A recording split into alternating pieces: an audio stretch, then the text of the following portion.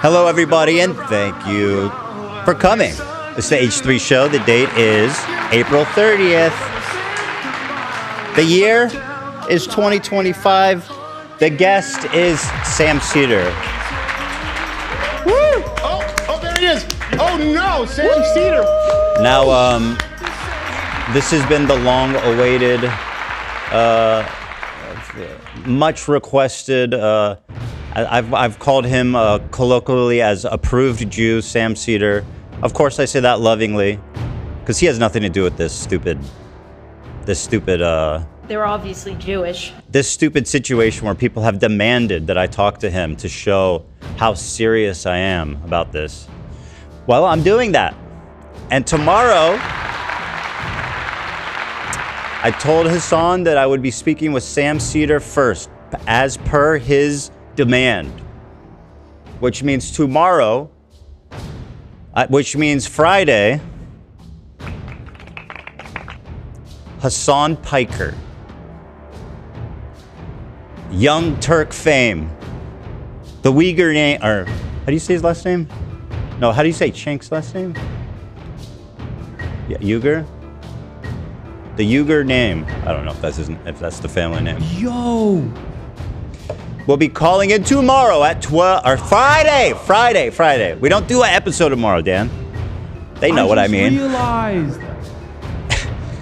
Well, we're not gonna paywall it. Would be fire though.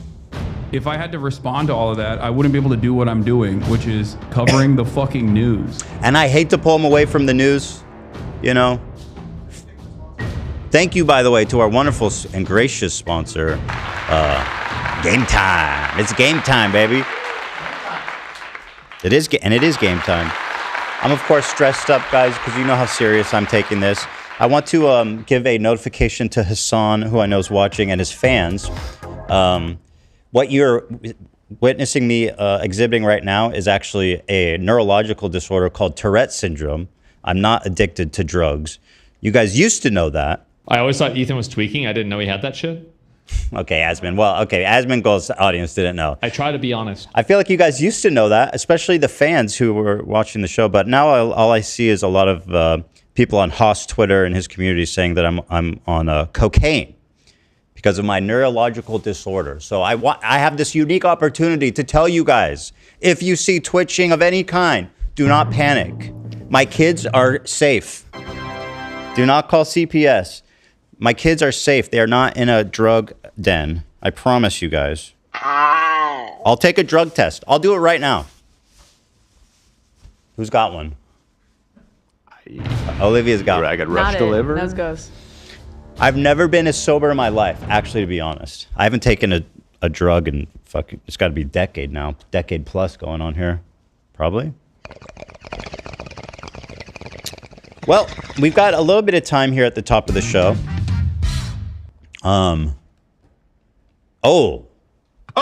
Okay. Okay. So there's another announcement that I want to make that's actually pretty big. You guys may have heard, I think a lot happened yesterday. I don't know if we've talked about that Harley dropped out officially. So Harley dropped out of Creator Clash officially. And again, Hasan, I know you're watching. I think that now your good friend Ian needs you more than ever. And it's time to step in and take that title card, baby. This is not what podcasts Oh, are. shut up. I'm trying to help you. It's horrible. This guy doesn't know when to shut up. Horrible. I was just saying, I prove that Ian chose the right friend. But it gets even worse for Creator Clash, I'm afraid, because today, do you want me to say it? You could say it.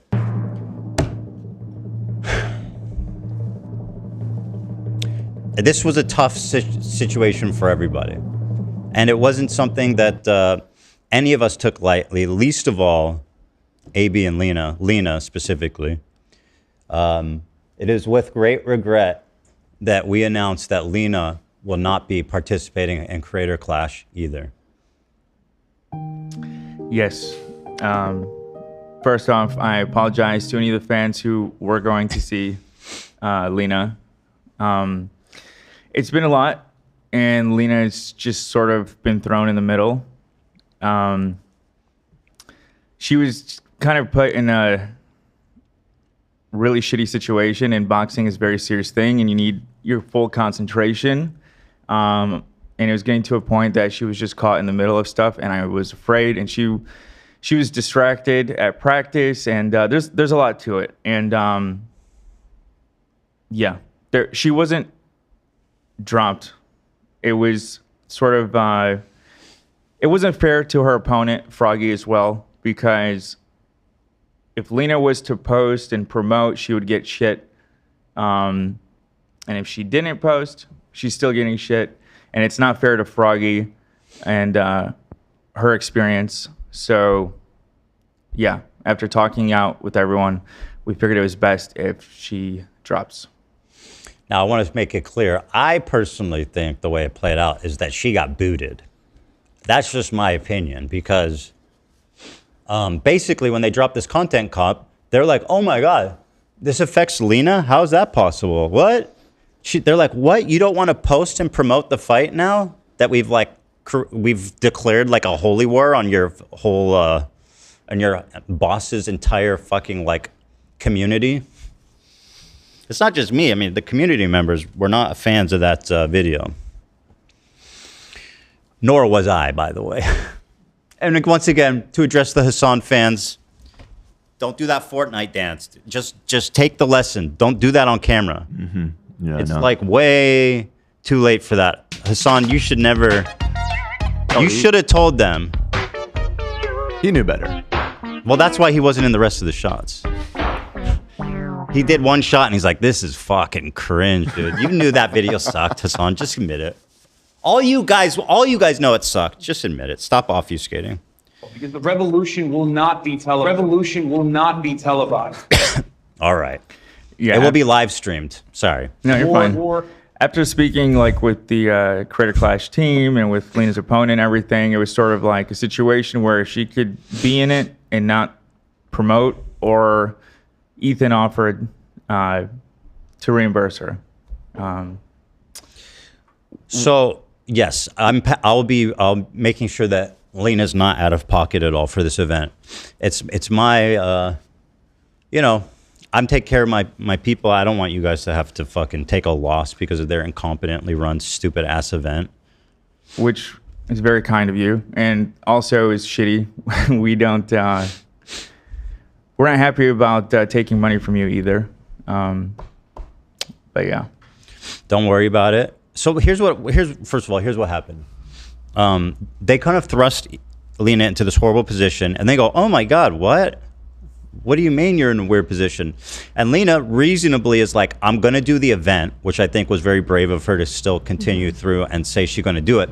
And by the way, huge for them. They should be kissing her feet, because even though we're like at odds with Ian and the event, even to an extent, like we're probably still the only people on the internet talking about it. I still think I'm probably your biggest promoter. So the whole premise of like, oh, Lena needs to post to her social account, or otherwise this fight doesn't work, is stupid as fuck, because we talk about it on the show all the time. Like, they could have reasonably, and by the way, they're the ones that put her in that position, so they should have reasonably been like, that's fair. We apologize for the situation we put you in. That's fair. We understand. It's horrible. Maybe just mention it on the show a few times if you can, which, by the way, we're doing. And I think we would have been... Tickets available now. Yeah, tickets available now, guys. By the way, Harley and Lena are out, but tickets are available now. Such a bummer. Lena literally worked so hard. She's so strong. We have to get her in a fight somehow on this show. I say we let her beat Ethan up. I would love that. The fuck did I do? Yeah, we were throwing some ideas around because we want Lena to be able to exhibit her maximum strength. My hairline looks crazy today, doesn't it? I came extra crispy. Sorry, I'm just doing it crazy and stupid. It's not about me. All right. I've never made fun of Ethan. I saw a picture of me when I was like 18 and I have the same hairline. They put them together side by side, same hairline.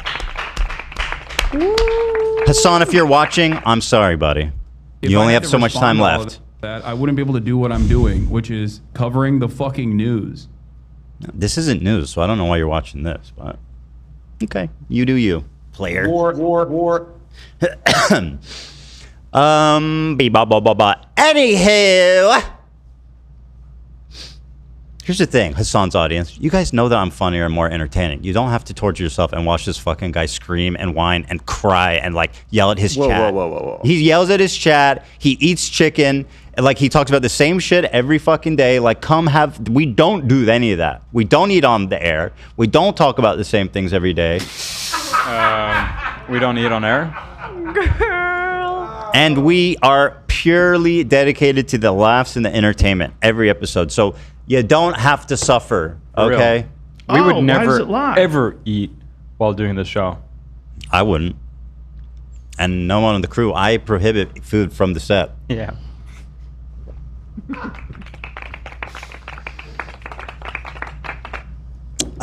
I always thought Ethan was tweaking. I didn't know he had that shit. I guess Am's Mingle gets a pass because he doesn't understand what it's like to have a tick. I tried saying it in the polite way. Oh wait, he People does tried have a to take tick. it in a He way. does have a Ironically, does have a brow tick. Okay, well that's I've never made fun of Ethan for that. I appreciate that. That's great for you. So anyway, about Anywho. Yeah, I So- just wanted. Go ahead. I just wanted to end by saying I'm very proud of my wife for everything she's put into this. It's very scary. It was not easy seeing her be punched in the face. I literally would be so And scared to anyone do that. who's still going to try to use us and try to use her to make it seem like whatever the fuck they cook up, blame me. I'm the one that heavily pushed for her, I guess. At this blame point AB. That's to- I agree. Blame Yeah, him blame for me, whatever just blame whatever me. complaints Blame you've me for got. Send everything. to Just all of our fucking blame me for philosophy, yeah. everything. We like to just blame AB here. Yeah. So what happened was they put Lena in this horrible position, and they're like, "No, you have to promote." And you guys made like a very reasonable request, being like, "I don't want to promote because if we do, our fans are going to be like, why are you doing this after what happened, right? So why should you have to piss off our fan base because of something they did?" Obviously, a lot of people are understanding, but again, it's just weird. It's just a weird, awkward thing, right? Yeah, it was the Creator Clash team I was talking to. Basically, they were saying about her promoting, and I followed up with Ian, and he was not saying that to me. He was saying it was more about Froggy. Yeah, he's a liar. He's a liar.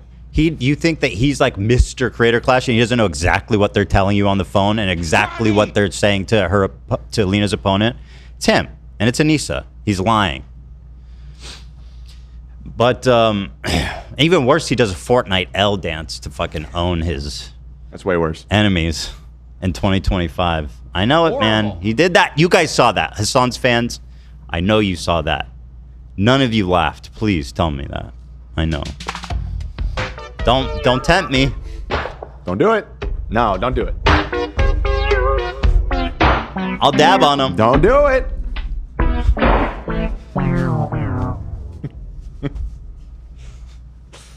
So they were like, okay, well, if you don't promote it, then we're gonna drop you. Pretty much, they were mentioning that. As part of the initial agreement. Wasn't gonna. Yeah, they're fucked up. They're invoking the contract. Like in the contract, it says you have to do this, and it's like, well, okay.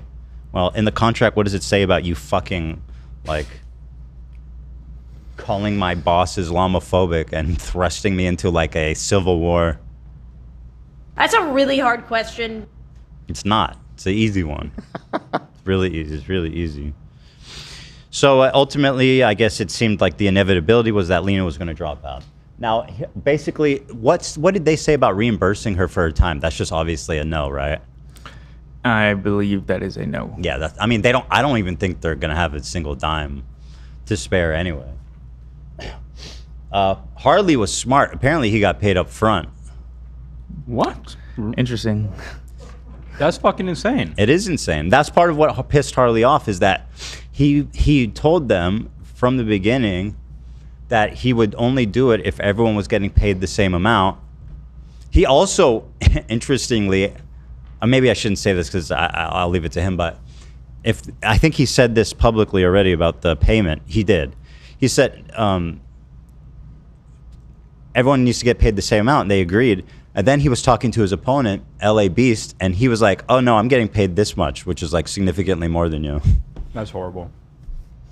But Harley had the foresight to ask for the money up front, which is how it should be when they're asking you to fucking do all of this training. How much did you guys spend? It's pretty much up there. I think we probably spent around $12,000. So you guys spent $12,000. Oh! And like, why should you guys be expected to front the cost for that, for their fucking event? It doesn't make any sense to me. But there it is. I didn't expect them to totally screw you guys in this way. So I will be reimbursing you guys, so don't worry about the money. Appreciate Hasan would never. Can I just tell you thank you? You're welcome. Don't worry about it. It's the least I could do after tanking your entire life savings. Thank you. Ethan, by the way, I was wondering, hold on, this is important.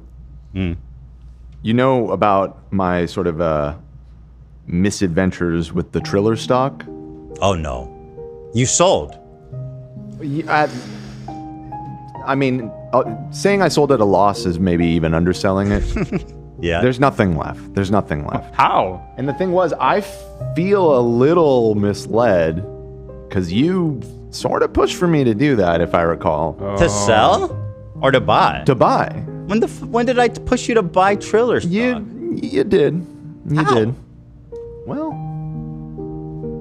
we'll look at the tapes later. Okay. But my point being is, like, if we're in the giving mood. Oh, you want me to? How much do you down? Well, 100%. Well, maybe not 100. What in monetary value? Oh, something to the. I mean, for you, it's probably like pocket change. You know what I mean? It's like it would be no big deal. Don't be so sure. How much is it? We talking 6, 7 figures? No, not 7. Not 7. Okay. Well, 6 is a big range. That's absurd. 7 figures? 6 is a huge range. Yeah, it's probably in the low 6s. Yeah, low 6s. I'm not paying you back for that. You got listen. I, as a licensed financial advisor. Yeah, well, that's why I fucking listened to you, and I found out later that isn't even true. So I did not advise you. Okay, and please do not register with. Do not file a complaint with the FCC or whatever, whoever does the stock exchange. SEC. Don't talk to them, Dan. Advisor's mom's. Well, that's sorry. I'm sorry you lost your money, Dan. But on the high side, on the upside here, the stock market. I mean, it's having a little rougher today, but it's coming back. AB. Yeah. Yeah. It is. I sold. Just loaded up and it's at a loss. We're back, baby. Well, dude, it was down 10%. Now it's at 3.3. You know. Oh, I see. Yeah, I sold right, a little bit. Relative, isn't it? I sold a little bit just to pay for Lena's training. Why? Don't last sell, month. bro. But what did you sell at? Was it around here or was it lower? it was around here. Yeah. Don't sell, AB. As your financial advisor, I gave you one rule. Diamond hands.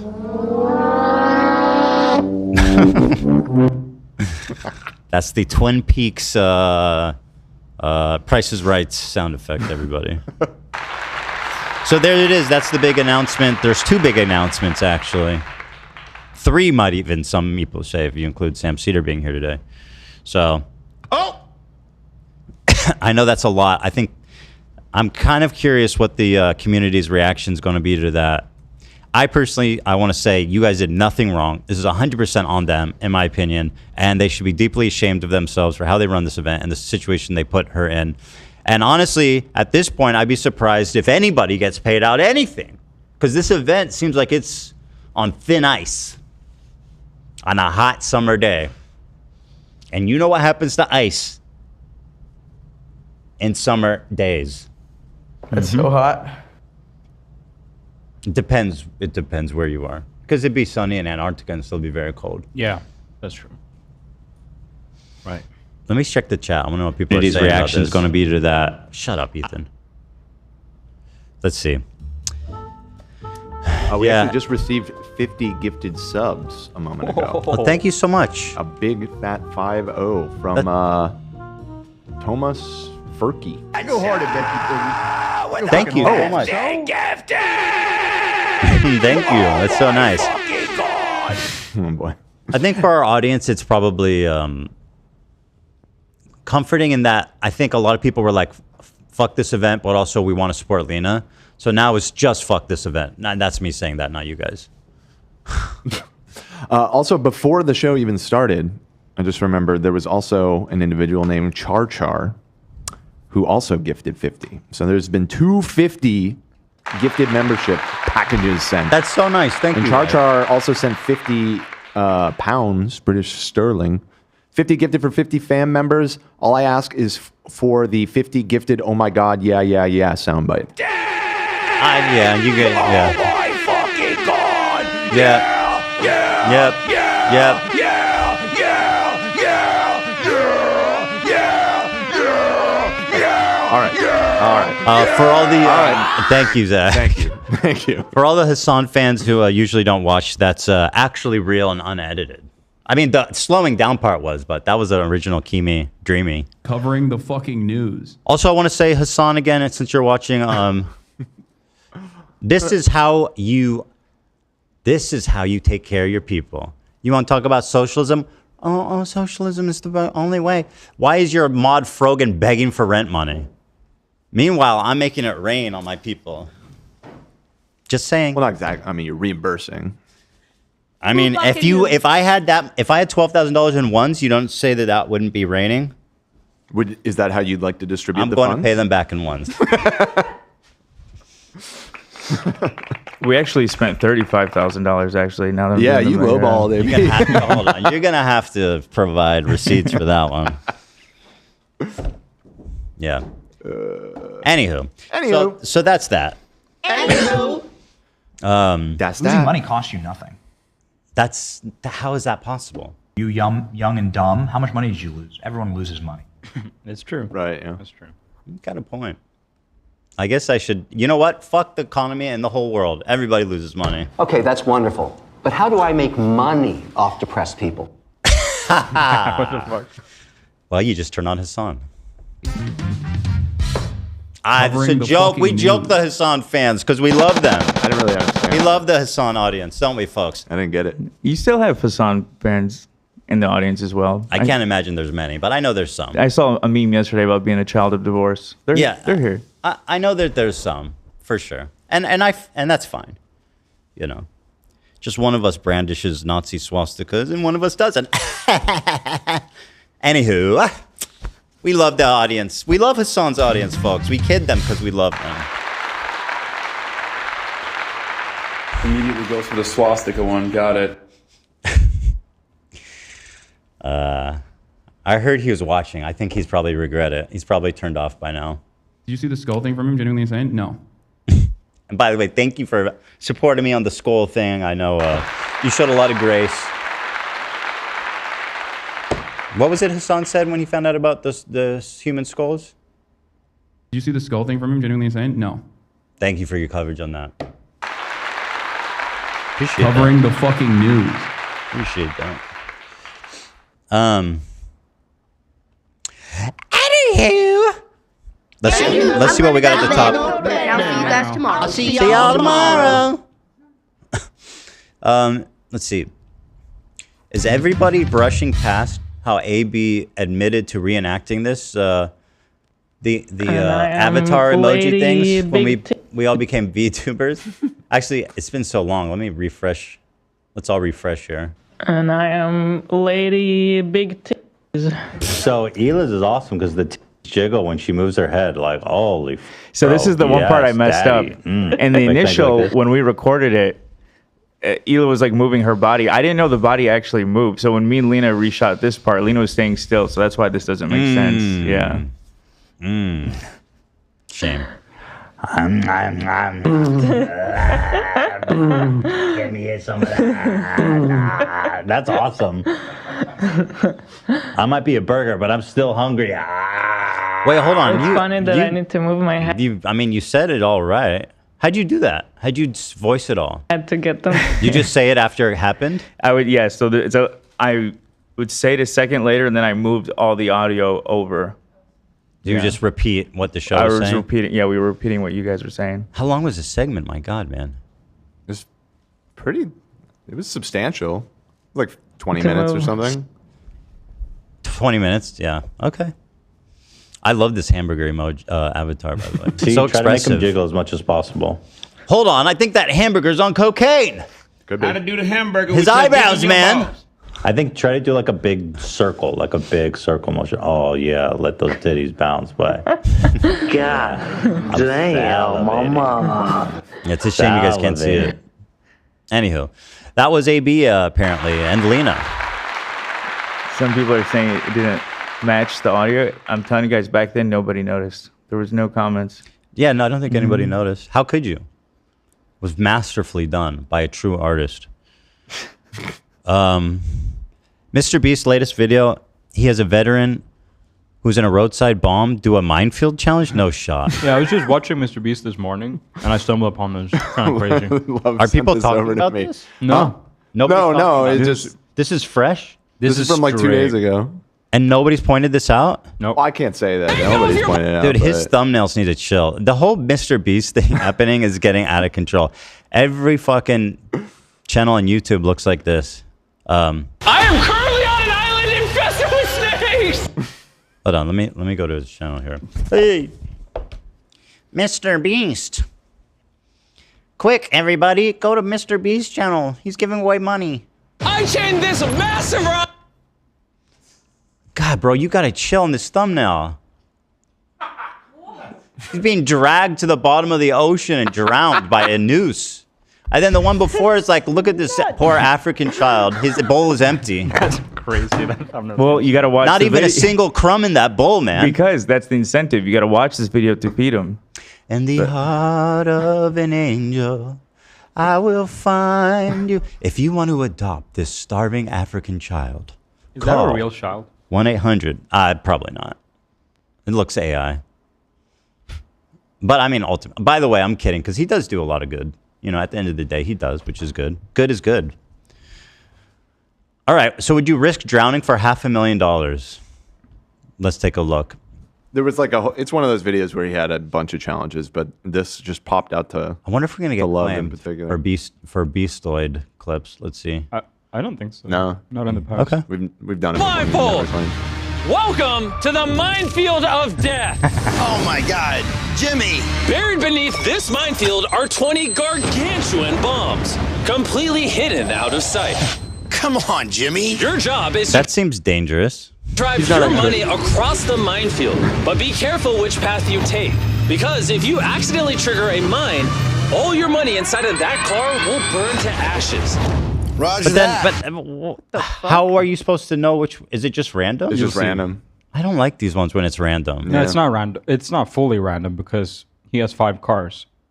He has 5 chances. Oh, he can do it 5 times. Yeah. Okay, that's so he cool. puts all the money in the last one. I like that. I like that. I like that. But lucky for you, you have 5 chances to save your money. You can put it all in one car. You can spread them amongst the 5 cars. It's all up to you. So this is car number 1. How much money do you want to put in it? None. Obviously, right? Yeah. Predictable. I don't know why car you would number put- 2? Why would you put in any one but the 25K. last? You're gonna put 25 grand? No. You can put it all in the last one and just pray you don't hit a mine. 25K in this vehicle. Go for it. Why? And let's put everything else in the last Why? one. There's no strategic advantage to that. No. 25 in this. Jimmy even explains it to him, and he's like, "Nah, I'm doing it." That's awesome. Why did you do that, man? Yeah. There's no benefit. No, I should say he was already introduced. This contestant in this video is a veteran. Where does that explained? In the I think at the beginning, me but go back. It's spread out It'll come. throughout. It'll come back up in Okay, this okay. segment. Sane person would not have chosen to spread their money outside of the last car. But as I'm sure you've already picked up on, Byron's not exactly what I'd call normal. So this one guy's of a the, fucking idiot. great This guy's benefits dumber to than this average. challenge is that most of my experiences with roadside bombings, I'm not sitting in this vehicle this time. Wait, so you were in a car that drove over a real mine? Yep, the terrorists buried a roadside bombing too deep, and when it went off, it just created a big bump in the road. I didn't know that. Please tell me this doesn't give you PTSD. No, I mean, not really. Lovely. Not really. All right, anyways, to the bunker. Well, okay. Well, I Anyways. guess to be fair, Jimmy did not know. Well, Yeah, no, but You think he should have known? He should have. It's funny. How do though. you pre-screen for that? For being a veteran? For being like a bomb being running over an IED. It's just the fact that he's a soldier and then put him on a minefield. Yeah, is kinda that's pretty gnarly. tasteless. That's pretty tasteless. It's Like not normally, I would if it was a random contestant. Yeah, you probably wouldn't think to ask that, but specifically when you have a veteran soldier as your contestant. Yeah, they knew it was him. This was the guy. Right. Please don't tell me you have I hope this PTSD. isn't traumatic for you. I lost a couple of good men that day. It's all right. I remember their blood-curdling screams as the flames took them. I'll be fine. Only a little bit PTSD. No worries. Ooh, buddy. And now, the remote control. Oh. It is rigged up to Yeah, car so- number 1. Which is pretty cool. That I is gotta kinda say. sick. I thought you'd be driving them. Okay, wait. I kind of want. Okay, now I'm just watching Mr. Beast. We don't have to. Yeah, it I was wanna really just play. that. Hold on. I just want to see how this remote works. All right, go for it. Obviously, you hit a mine, the car will blow up. Okay, guys, here we go. He's moving. Whew. This first car has That's no sick. money in it. It's That's awesome. technically risk-free. But the more of the map you uncover in this car, the better your odds are of saving your money in the next car. You can Why take is your the money right in that path, car, you can man? take the Why? left path. I'm gonna go left. I'm terrified. There could be an explosion at any point. Oh no. Jimmy have sensitive ears. Okay, so. Okay. It is not left. One car down, 4 more to go. But this time, $25,000. All right. Enough. So there's Mr. Beast. Hey, listen. The guy knows how to. You got to plug into people's primal fears. Yeah. To really push them. This wasn't going to traumatize you. Not really. Not really. I hope not. We'll see. I haven't been bombed since last time. Yeah. Yes, sir, man. That is pretty much it. Yes, sir. Mm-hmm. Wait a minute.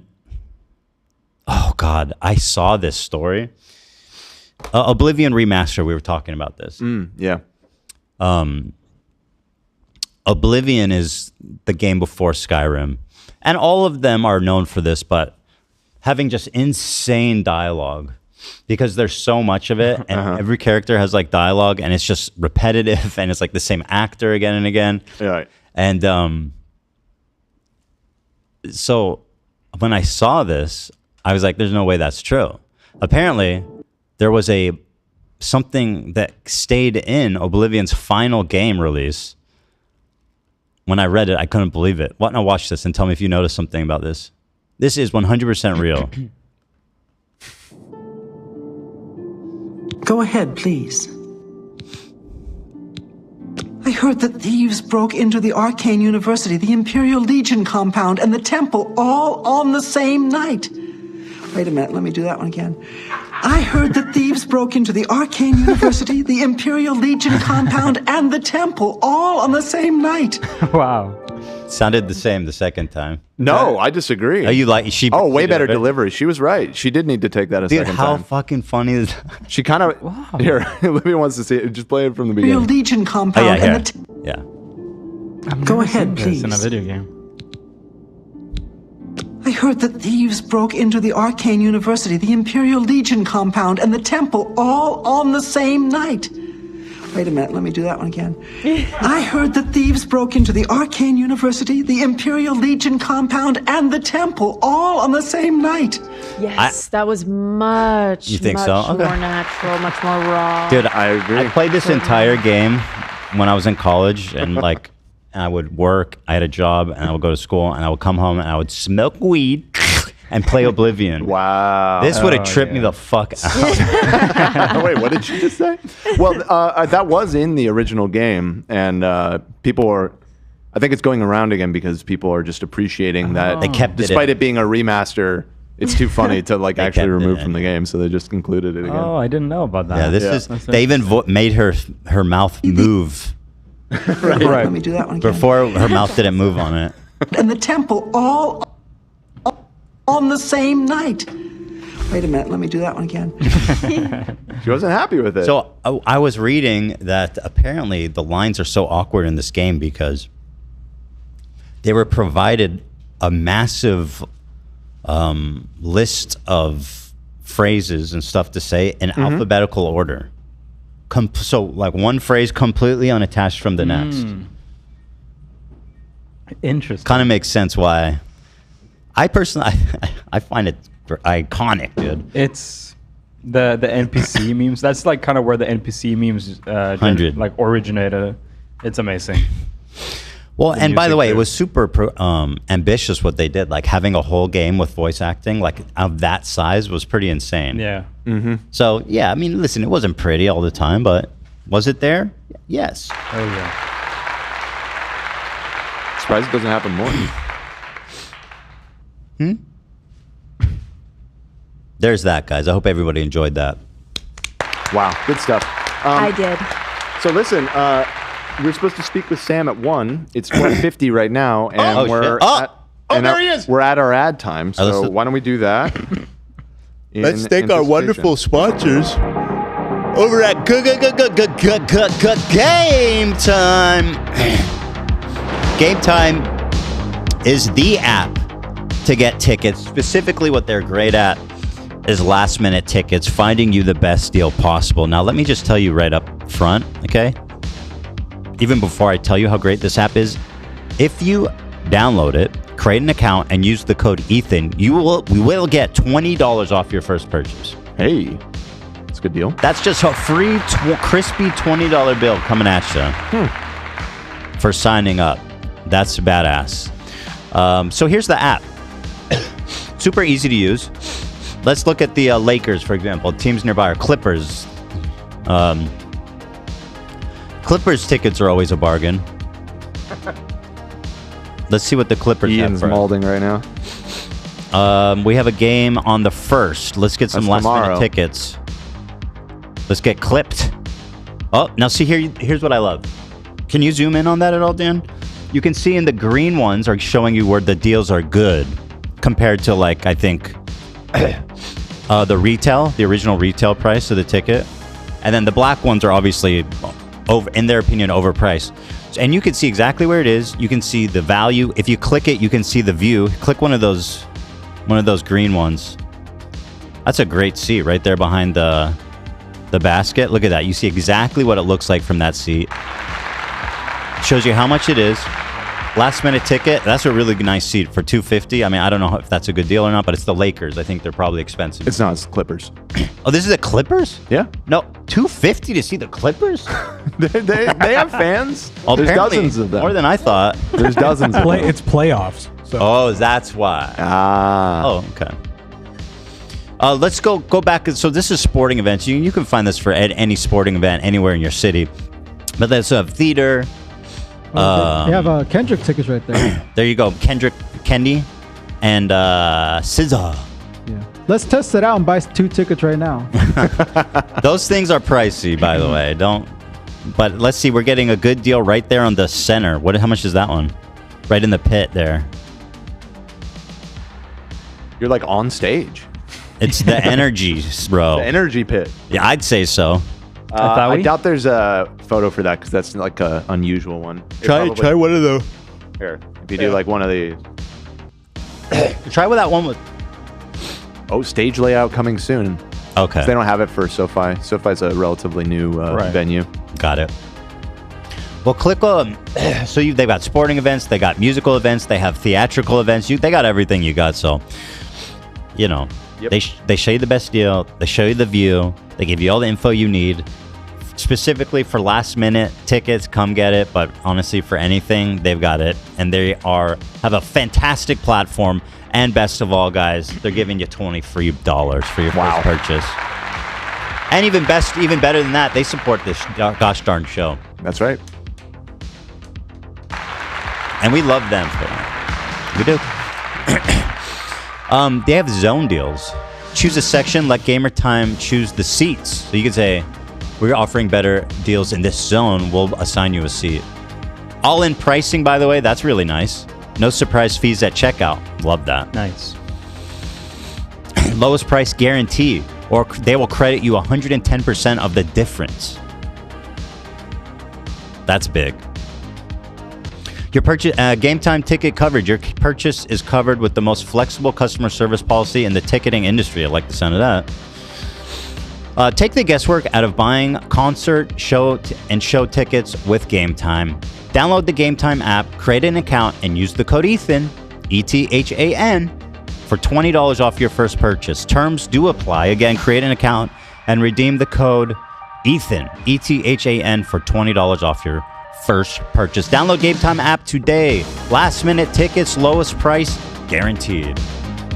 Thank you. I love Game Time. Thank you so much to them for sponsoring. Consider picking something up there, huh?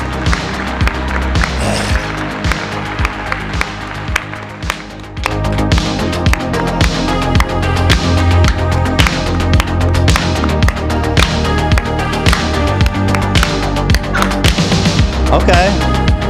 Love the enthusiasm in the office for Game Time. We're in a band. We're all in detention together. Now, as an icebreaker idea for Sam, do you think he wants to hear about my watch? No. Are you sure? I think actually that's a poor positive. choice for an icebreaker. Positive. Why? This watch is sick. It's icy, I know. So What do you think, would Zach? you'd think it'd be good, but I think maybe connect on something a little more grounded. Bro, this is a straight up. Right. What are you wearing today? Right. This is the it's- 4946 R, I believe. Is he into watches at all? No. Probably not. You know.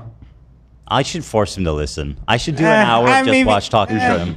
I mean, Does he know about my rose gold Patek? how about this? Why don't you and I will talk for an hour off the show, and then you already know. Yeah, I know, but you know. See, always more to talk It's a about. good idea. I'm just okay. All right, I guess not. I guess I won't do the watch talk thing. I see you sent him a link, so we're just basically standing back and standing by. Yeah. We got 5 minutes to 1, so if there's some more short goofs you want to... There was a very big donation. It's in the Discord. Oh, let's take a look. A $300 donation. Oh my goodness, thank you. Donating $300 to my favorite pod and show. Lunch and boba on me. Love you all. Big hugs to AB and Lena. Oh, thank you. Wow, LG. That's a huge Thank you, LG. bumper. Wow. Wow. Thank you guys so much. What a generous donation. Appreciate that. Cool. Yeah. That's freaking cool, man. And actually, you know what? What I'm glad about the Lena dropping out thing is I don't have to talk about this fucking event anymore. Oh, I'm sure you won't. I will never mention it again. Yeah, right. Okay. Horrible. The best thing the worst thing I can do for the event is stop talking about it. I feel like because ain't Right. nobody. Well, that is, I guess. Nobody there's a knows sense in about that. it. Nobody knows. You know. Anywho. Bara plays 100 dono. Thank you so much. So generous. Thank you. This was. I'm saving this. One sec here. Yeah. Oh God. Okay, fine. I'll talk about Creator Clash again. my God. So we were debating. I'll do it. Okay. I didn't want to, but I'll do it. So apparently, Ian reached out to Tectone, which everybody was like, "That's very weird," considering their moralistic stand to have to make a content cop on me. But then people were like, "I don't know. It sounds like a troll because it's too insane."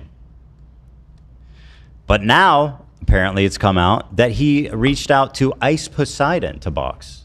Now, does this, Dan, you were one of the skeptics. Does this change your thinking on it? I mean, I have never been an Ice Poseidon watcher, so I don't know. He is kind of known as a troll too, right? Is it possible that he's also trolling? No. What? Okay. Oh, come on. Everybody's trolling? I don't know. I'm not familiar with these creators, really. Well, I know that Ice Poseidon is very controversial and has been like banned off of everything. So I know, just if it is true, I know that that's like kind of nuts for them to ask him. But let's watch the clip. I got invited to box iDubbbz in his boxing event for Creator Clash, but I had to decline that because if I were to... I can't. This girl's distracting me. She's just staring into my soul. Noticing. She won't look away from me. she's probably reading chat on screen. She's not blind or something, is she? No. Okay. That's his girlfriend. That would be unfortunate. Watch her. Just look at the way she's just staring into your being. I got invited to box iDubbbz at this event. She blinks once, as far as I can Creator tell. Clash, but I had to decline that because This sustained eye contact. if I were to lose iDubbbz, I would be upset. Is she Mormon? I don't think so. I'm getting glazed. Interesting. I bet you. Watch. We're gonna find out she's a Mormon. I've never Mormondar heard. is crazy. Anywho, here's we're supposed to be listening to Ice Poseidon. Let's do that. Event for Creator Clash, but I had to decline that because if I were to lose iDubbbz, I would be extremely embarrassed. And I'm not very good at boxing, so I was like, no, I can't do that. You guys have the same stats, though. I know he has 2 losses, I have 2 losses. That's what I'm saying. If I lose to him, there's no coming back from that. Because he's like a skinny dude. I think you'd win. I mean... And I think everyone would be wanting you to win, too. Yeah, but I have no training at all. He has 2 fights with no training. What was he fighting for? Homeless fights? What was that shit used to call? Bum fights? Yeah. Probably one of those Misfits fights or something. I occasionally will get a message to be in like an Aiden Ross boxing event or Misfits, but it's like the fight's in 2 weeks. You're gonna go against this guy who's 10 times bigger than you. I'm like, nah, I'm good. No training, no preparation. Yeah. This guy, he's a seasoned fighter. He Yeah. weighs 300 pounds. We need a fall guy. He's an Olympic boxer. Will Every you fight scene. him? So I would gas out in 5 seconds, and then I'd be fucked. It does not sound like he's He's- trolling. I mean, he's getting pretty detailed about like why he said no. Yeah, it definitely does seem real, but he could be joking. Who the fuck? Oh, I can't believe you guys. I'm How can hedging. it be that they're both trolling? I don't think they're both trolling. All right, and not, who cares about Ice Poseidon? Sam is here. Let's talk to him. All right, give me a moment. I will set up the Zoom call here. We have Crowder ready. Stand by. The biggest thing is that iDubbbz hasn't denied it. You know what I mean? I feel like it'd be an easy thing to just deny. I feel like it's real for sure. Yeah. Okay, everybody, welcome to the show, Mr. Sam Do I Seder. sound okay? Oh my God, it's Sam Seder. What a there it is. nightmare. Oh no, Sam Seder! What a fucking nightmare! How have you been, Sam, since we ruined Steven Crowder's life together? Nice to see you I've again. been feeling very badly for him. Yes, over we're the years. all. It's a tragic loss of a great career and so much potential. Yes, it is. Hey, are we live now? We are live on the H3 channel. Yes. I want to just start by sort of apologizing in that I sent you a DM on Twitter 6 months ago or something. I was just going through to find out, and then I just realized you're no longer on Twitter. Yeah. So that He explains say why what, I didn't Dan? hear back. He may no. Yeah, I didn't see it. I wish I would have, but honestly, I don't know what to do because like I want to get off Twitter, but also it's kind of a pain because Twitter is the way that like I would reach out and speak to most people. But I also don't want to be on a platform that's like owned and perpetuates basically like Nazi shit. So Yeah, this was yes, I understand that. Yeah, but I just wanted you to know I did reach out, and it was on me not to realize that. I just assumed he didn't want to respond, but okay, well, that was on me. That's nice to know that you reached out. I appreciate that. And the reason, I mean, obviously, people have been pushing for this conversation. I don't know if you know, like, the whole lore of it, the background of it. I don't. I mean, this is all I know is that Hasan reached out to me sometime. I mean, I got in touch with you October 24th. And I said that I was meaning to reach out for a couple of weeks, so I assume it was sometime in early October. And my thought we were just going to do this off air, but my understanding is that you and he were getting into it, and you felt like because he wasn't Jewish, he didn't have a perspective on this, and that's why he suggested that you speak to me.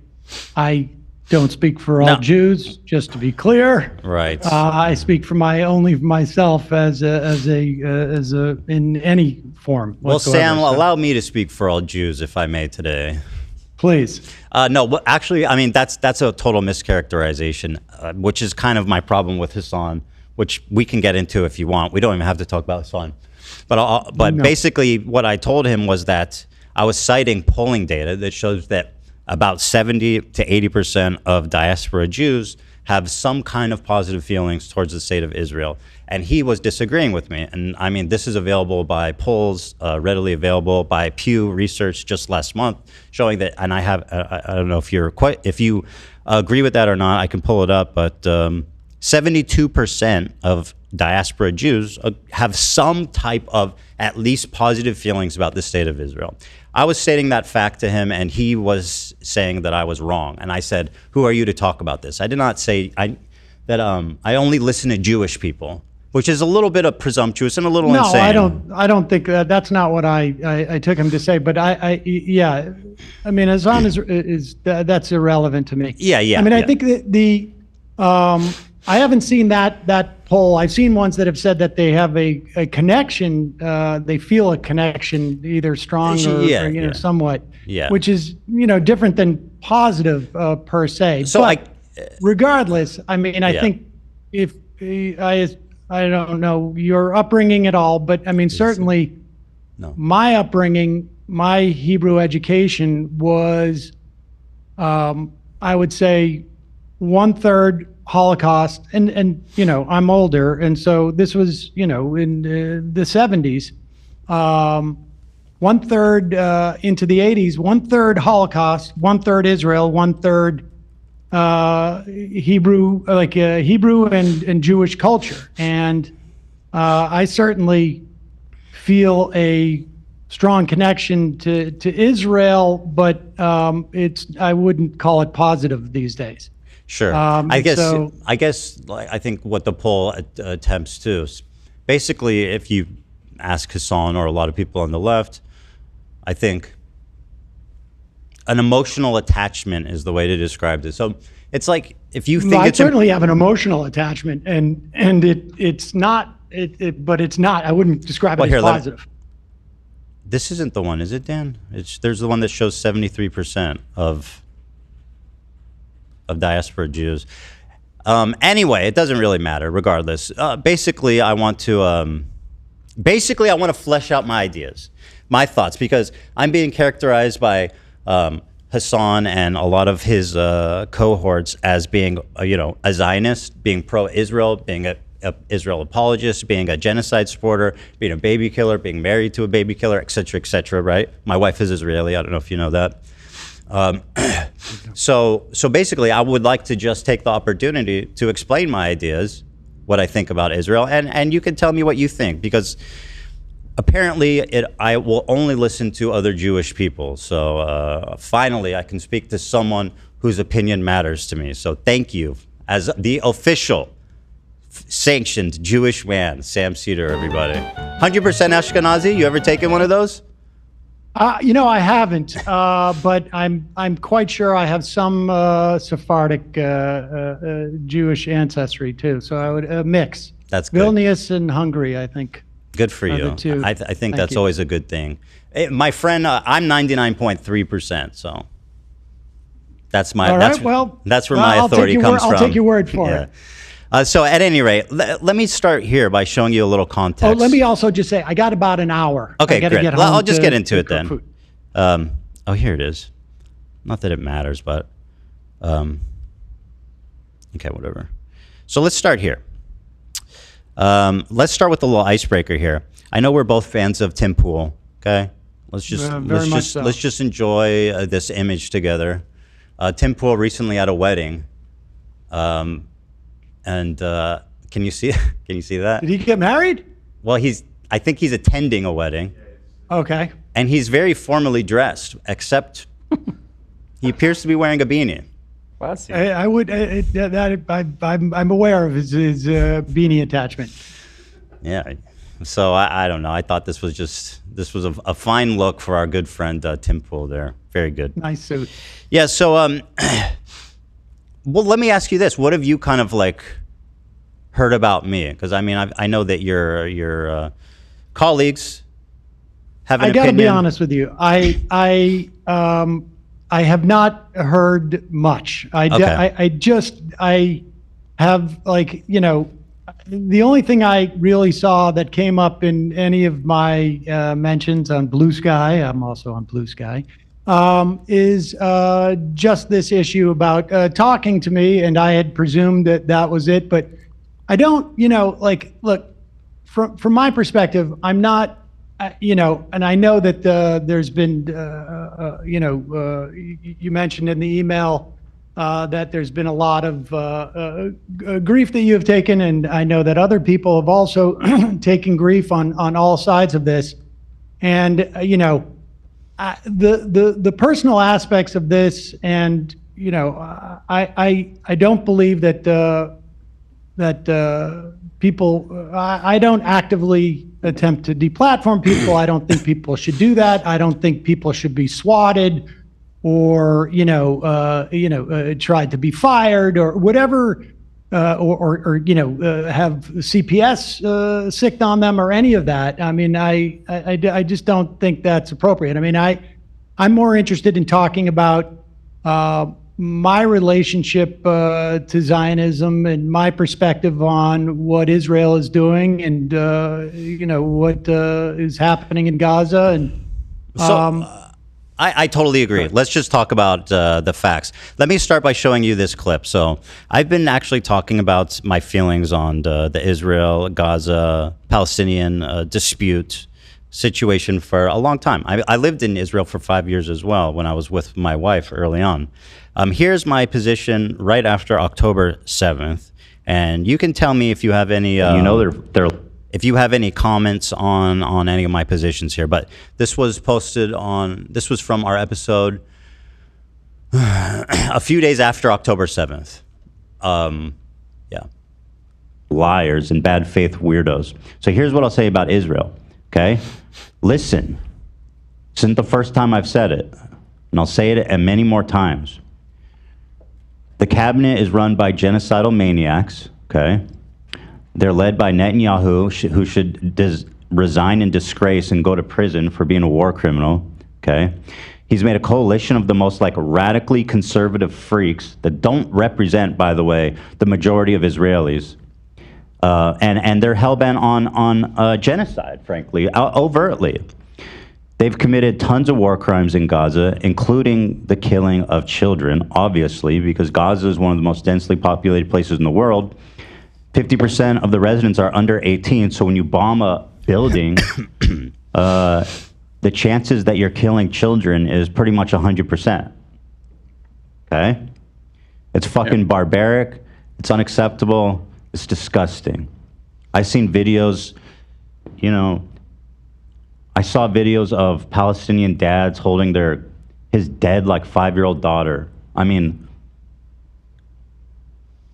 I don't need to watch this part because it just gets a little too emotional. But I mean, so that was my take right after October 7th. And obviously that was coming off the end of me being I'm an Israeli citizen. The morning of October 7th, me and my wife were up at 3 a.m. as families were calling into news stations from their safe houses, people being burned alive with their families being murdered while on the phone with news.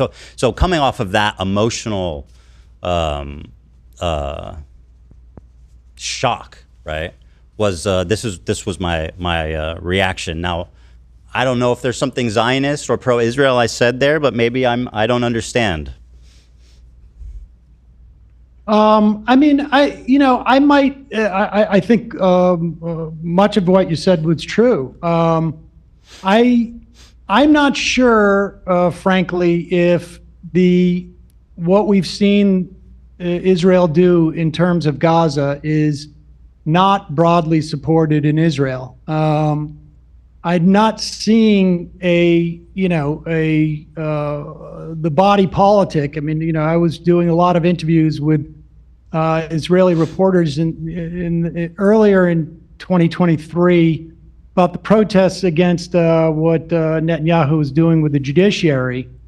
And there was a question as to whether Israelis would see that this autocracy that Netanyahu was attempting to sort of impose on the country wasn't an extension of what was happening in places like the West Bank and in Gaza in some fashion, and more so the West Bank at that time.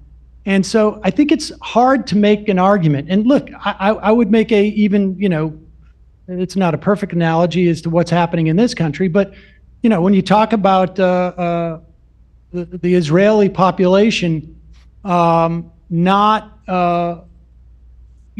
having a problem with what's going on in Gaza, I don't see a lot of evidence of that. There's certainly, I would imagine, a percentage of Israelis, and I know some of them who think that Israel should stop its assault there, but I don't think I don't see a lot of evidence that a year and a half later, after you said those things, that this is not the character of the vast majority of Israeli society. I mean, I'm not necessarily convinced that they are as aware. I mean, I've talked to people who have reported in the West Bank, and they said they would go from the West Bank into Israel, and the lack of awareness of what was happening in the West Bank by Israelis was shocking to them.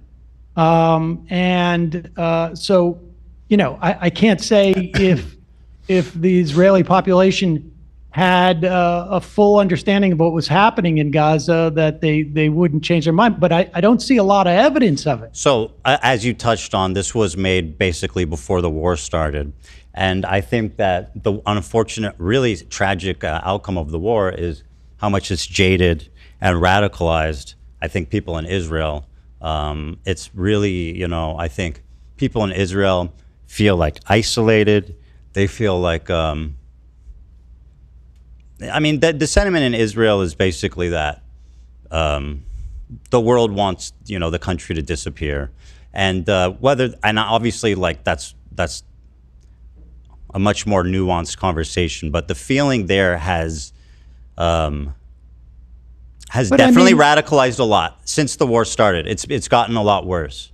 And I think, I think that gets to it to some extent. I mean, you have this wholesale slaughter. I was looking up, we killed in Iraq, depending on what numbers you want to look at, but I think it's safe to say directly hundreds of thousands of people. But even like the number of children that we killed in Iraq, I think has been surpassed by what's happened in Gaza. And I think one of the things that I find shocking is that the sense and look, I experienced this with family members. Where the sense that there's a victimization, for instance, let's say on college campus of Jewish students, and I think that to look at what's going on, the totality of what's going on, and to perceive the victims of what's happening here to be the Israeli citizenry or Jews in this country, I think it just blows my mind. I mean, two people can care about two things at once. Why should people? Oh, absolutely. Absolutely. People who are uninvolved in the war, if they're being like victimized in a separate situation because of their Jewish identity, that's a problem, don't you think?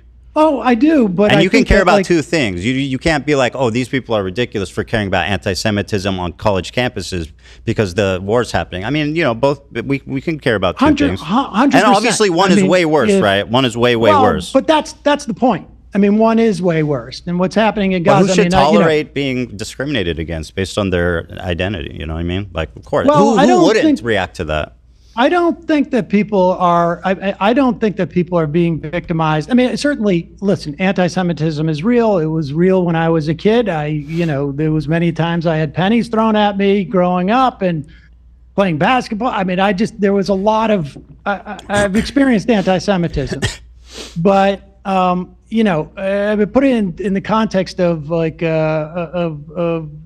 a parent, I'm a parent. If my kid is going through something very difficult, it's obviously difficult for me, but it's more difficult for them. And it's a question of prioritizing these things. You can have two thoughts in your head at the same time, but to center oneself or to perceive that one's victimization is sufficient to ignore the I got to stop you because I don't think I don't know who's doing that. Well, I just said like you just presented as the Israeli population feels like they're isolated and this and that. There's two different separate conversations. There's like the American Jewry who's like, I have nothing to do with that place. And then the Israelis, right? So like when you're talking about in terms of the way that you characterized the Israeli feeling, was that they feel isolated, et cetera, and I can understand that, but to not have the first thought of like we are committing, like you say, genocidal acts, and if people want to call it genocide, I don't. Obviously, it's got to be.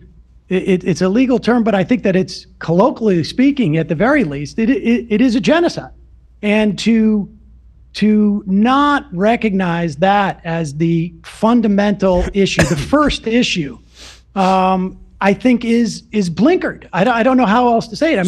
It's a little gobsmacking to me. Well, so I do agree with you that obviously in Israel, people, I think the problem, and just to say on a higher level, I agree with you. Like obviously the people in Israel compared to like what's on October 7th, they were victims. After everything that's happened, obviously whatever they've suffered pales in comparison to the mass destruction and like wanton death of civilians in Gaza and what's happening in the West Bank too. Lots of awful stuff.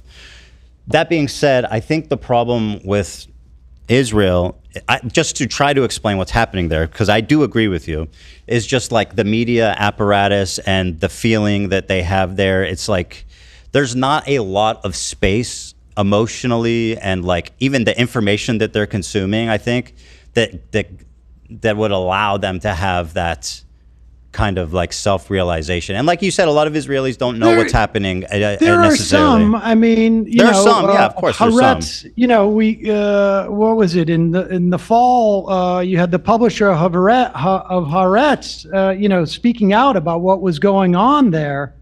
And the paper was essentially, a cutout, or there was an attempt by the government to basically shut them down on to some extent. So what's your explanation why Israelis don't care? It's not that they're evil, right? Well, I think there's I'm sure that there is a mass, sort of like a failure to deal with trauma. But I think some of it is, frankly, is a racism. I think, how can you explain, how can I explain how I just watched a clip of people at a Trump rally chanting USA, USA, to watching a video of people being, taken into that prison in El Salvador and having their heads shaved. I don't know how I can explain that. So I don't know how I could explain how the Israelis are able to the extent that they can see what's going on in Gaza, have that reaction. But I know that it's wrong. And I think, some of it undoubtedly is a racism. Some of it is, maybe some type of mass failure to deal with trauma. I don't know all those things. I think, part of it, I think there's some of the makeup of, immigrants to Israel over the past several decades. I'm sure all of that enters into it. And I'm not in a position to sort of like be able to psychoanalyze it beyond this sort of, vague notions. Sure. But yeah, and I from agree. my perspective, it's gobsmacking. And to me, it has shown, and I never identified myself as a Zionist as a kid or through the years, and I never identified myself as an anti-Zionist. I don't think I think those wasn't really until someone heard me articulate my perspective on this that they referred to me as anti-Zionist, and I have I don't really care one way or another how I'm labeled, but to me it shows a failure of that system of government that Israel has, and it has failed both from a perspective of what I think some people had as a notion of Zionism in the 19th century. It has been a failure in terms of keeping Jews safe, frankly. It seems to have been a massive failure. And so I can't operate as someone who lives in Israel, but I can operate as someone who is an American in terms of like what we support, which is why I think we should end all aid.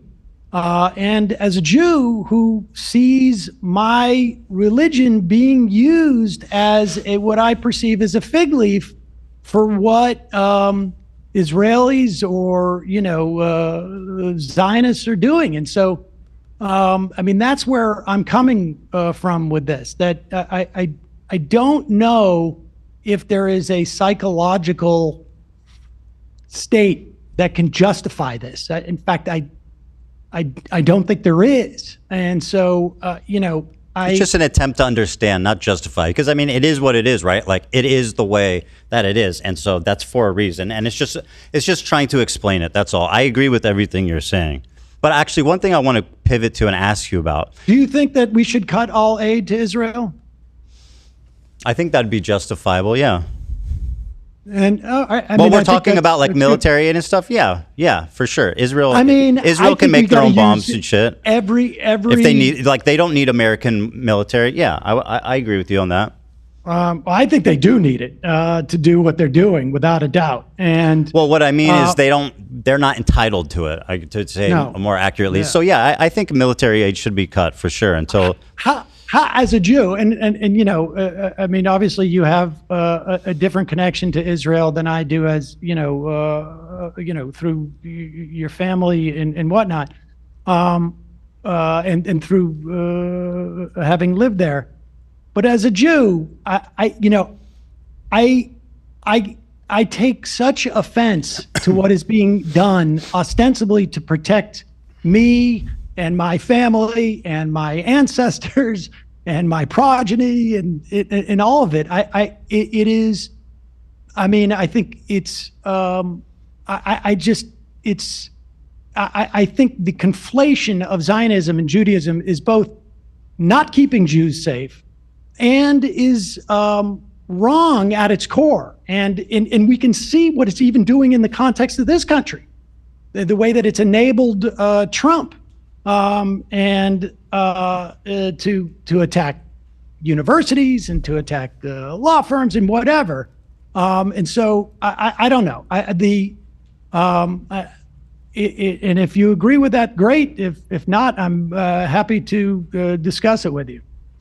Yeah, no, I agree with everything you're saying. And part of the reason why like this chasm started between me and, Hasan is very influential. So when he decides that somebody is an enemy of the movement for criticizing him, which is what I perceive happened, then it kind of becomes reality. For example, one of my criticisms of his is him not supporting Kamala Harris. Now, would she have stopped the war and been like a perfect dove? I don't know, but I know she would have been better than Trump.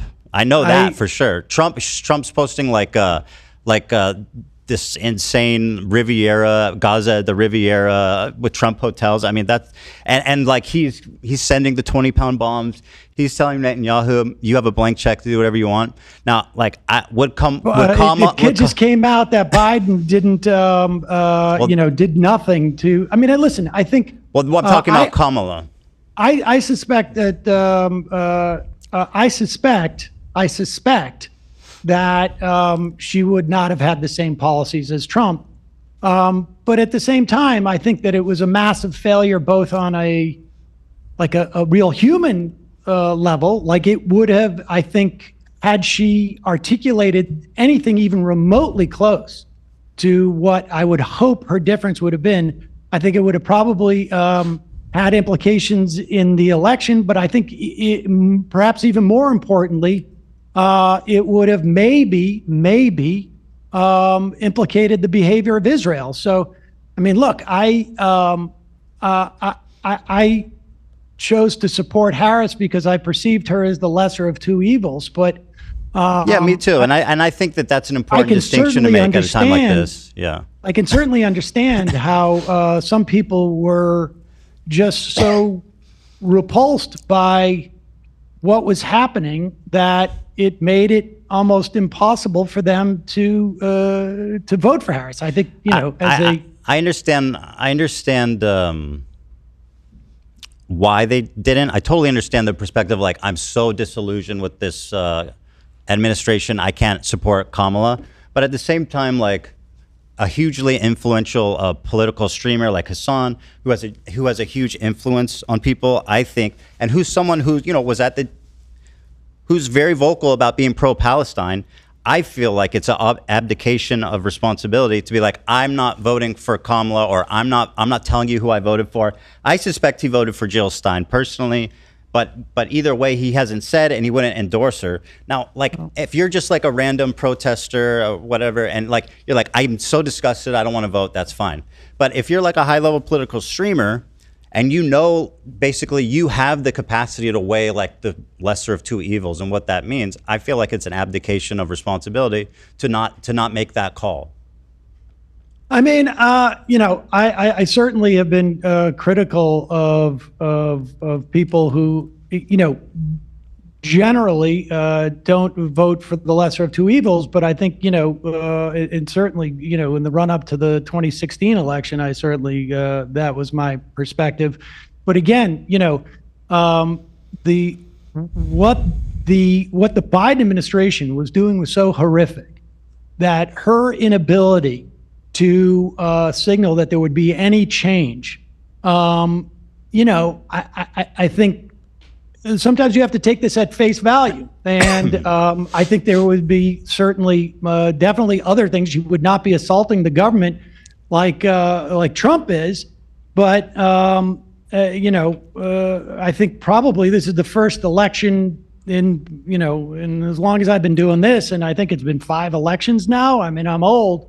That I couldn't really condemn someone from taking that position based upon what we were seeing. I mean, it's not just some random person. I do, and I'll tell you why. Kamala Harris wanted a ceasefire. She stated that. Trump said, finish them. I mean, let's be honest. Like, for someone Biden like Hasan, said, I want a ceasefire. I'm not voting too, for Biden. I'm not talking about Biden. No, I understand, but we found out that Biden, in fact, did nothing to bring that about. So, well, like, you know, you can talk about Biden. I'm talking about Kamala Harris. What she said. I mean, well, she's the vice president. I mean, at the end of the day, she doesn't really do that much, right? No. But I'm talking about the candidate. Biden, as a president, said he wanted a ceasefire. She, as a candidate, said, I want a ceasefire. Well, do you not? But even if you're like, I don't know how much I trust them. One's like, I want a ceasefire, and the other one is like, finish them. Well, listen, I think it was certainly obvious to me that Trump was going to be worse.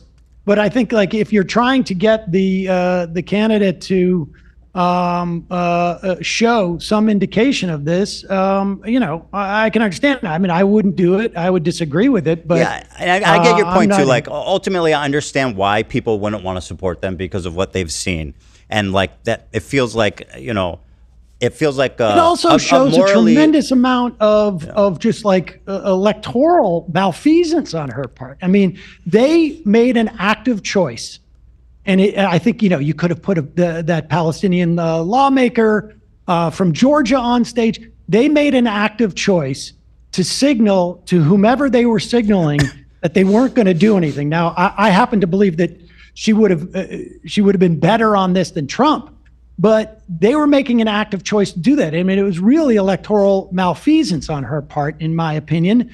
But you know, I don't know what the point of litigating this is per se. But well, we're talking about kind of my criticisms of Hasan and how I this don't- kid. I'm sorry. I don't- Well, let me show you this. I don't care Yeah, about. I know. I honestly, I'm like I. Let me show you this. This is I'm more. Not, I don't. I honestly. Like, Yeah, you don't care. I know. I don't care. I don't. And, that, I why should you? I don't blame you. We talked about anti-Semitism, and you think that I don't want to put words in your mouth, right? But you seem to have conveyed that, compared to the destruction and everything happening, the genocide, the loss of life in Gaza, the humanitarian crisis in Gaza, that obviously that's way more important. So let me show you an example of something. And again, I know you don't care about the drama. To me, this isn't drama. This is one of the biggest, most influential streamers spreading something that I think is really dangerous. And you can agree or disagree, but it's a short clip, but I'll show it to you. And you tell me what you think. This will never happen, but in a totally just world, any kind of, regardless of your background, any kind of fucking Zionist tendency should be treated in the same way as being a fucking rabid neo-Nazi. And you shouldn't even let someone be the fucking local dog catcher as Felix was posting, if they've ever exhibited any sort of like positive feelings about the state of Israel. I'm so serious about this. Now, by the way, he didn't misspeak. He doubled down on it yesterday. He said, no, I agree. That's what I think. Now, just to recap, he says, anyone that's had positive feelings at any point about the state of Israel is a neo-Nazi that's not fit to be a dog walker. Now, to me, that seems like extremely dangerous, dehumanizing language about what could arguably be 70% of the Jewish diaspora, and certainly probably people in your family.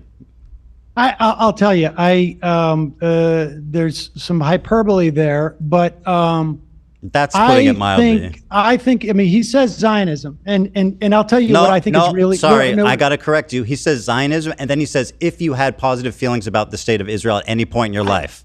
I got to tell you, if you look at what's happening right now, and you have positive feelings about Israel. He said at any point in your life, Sam. Just to be clear about what he said.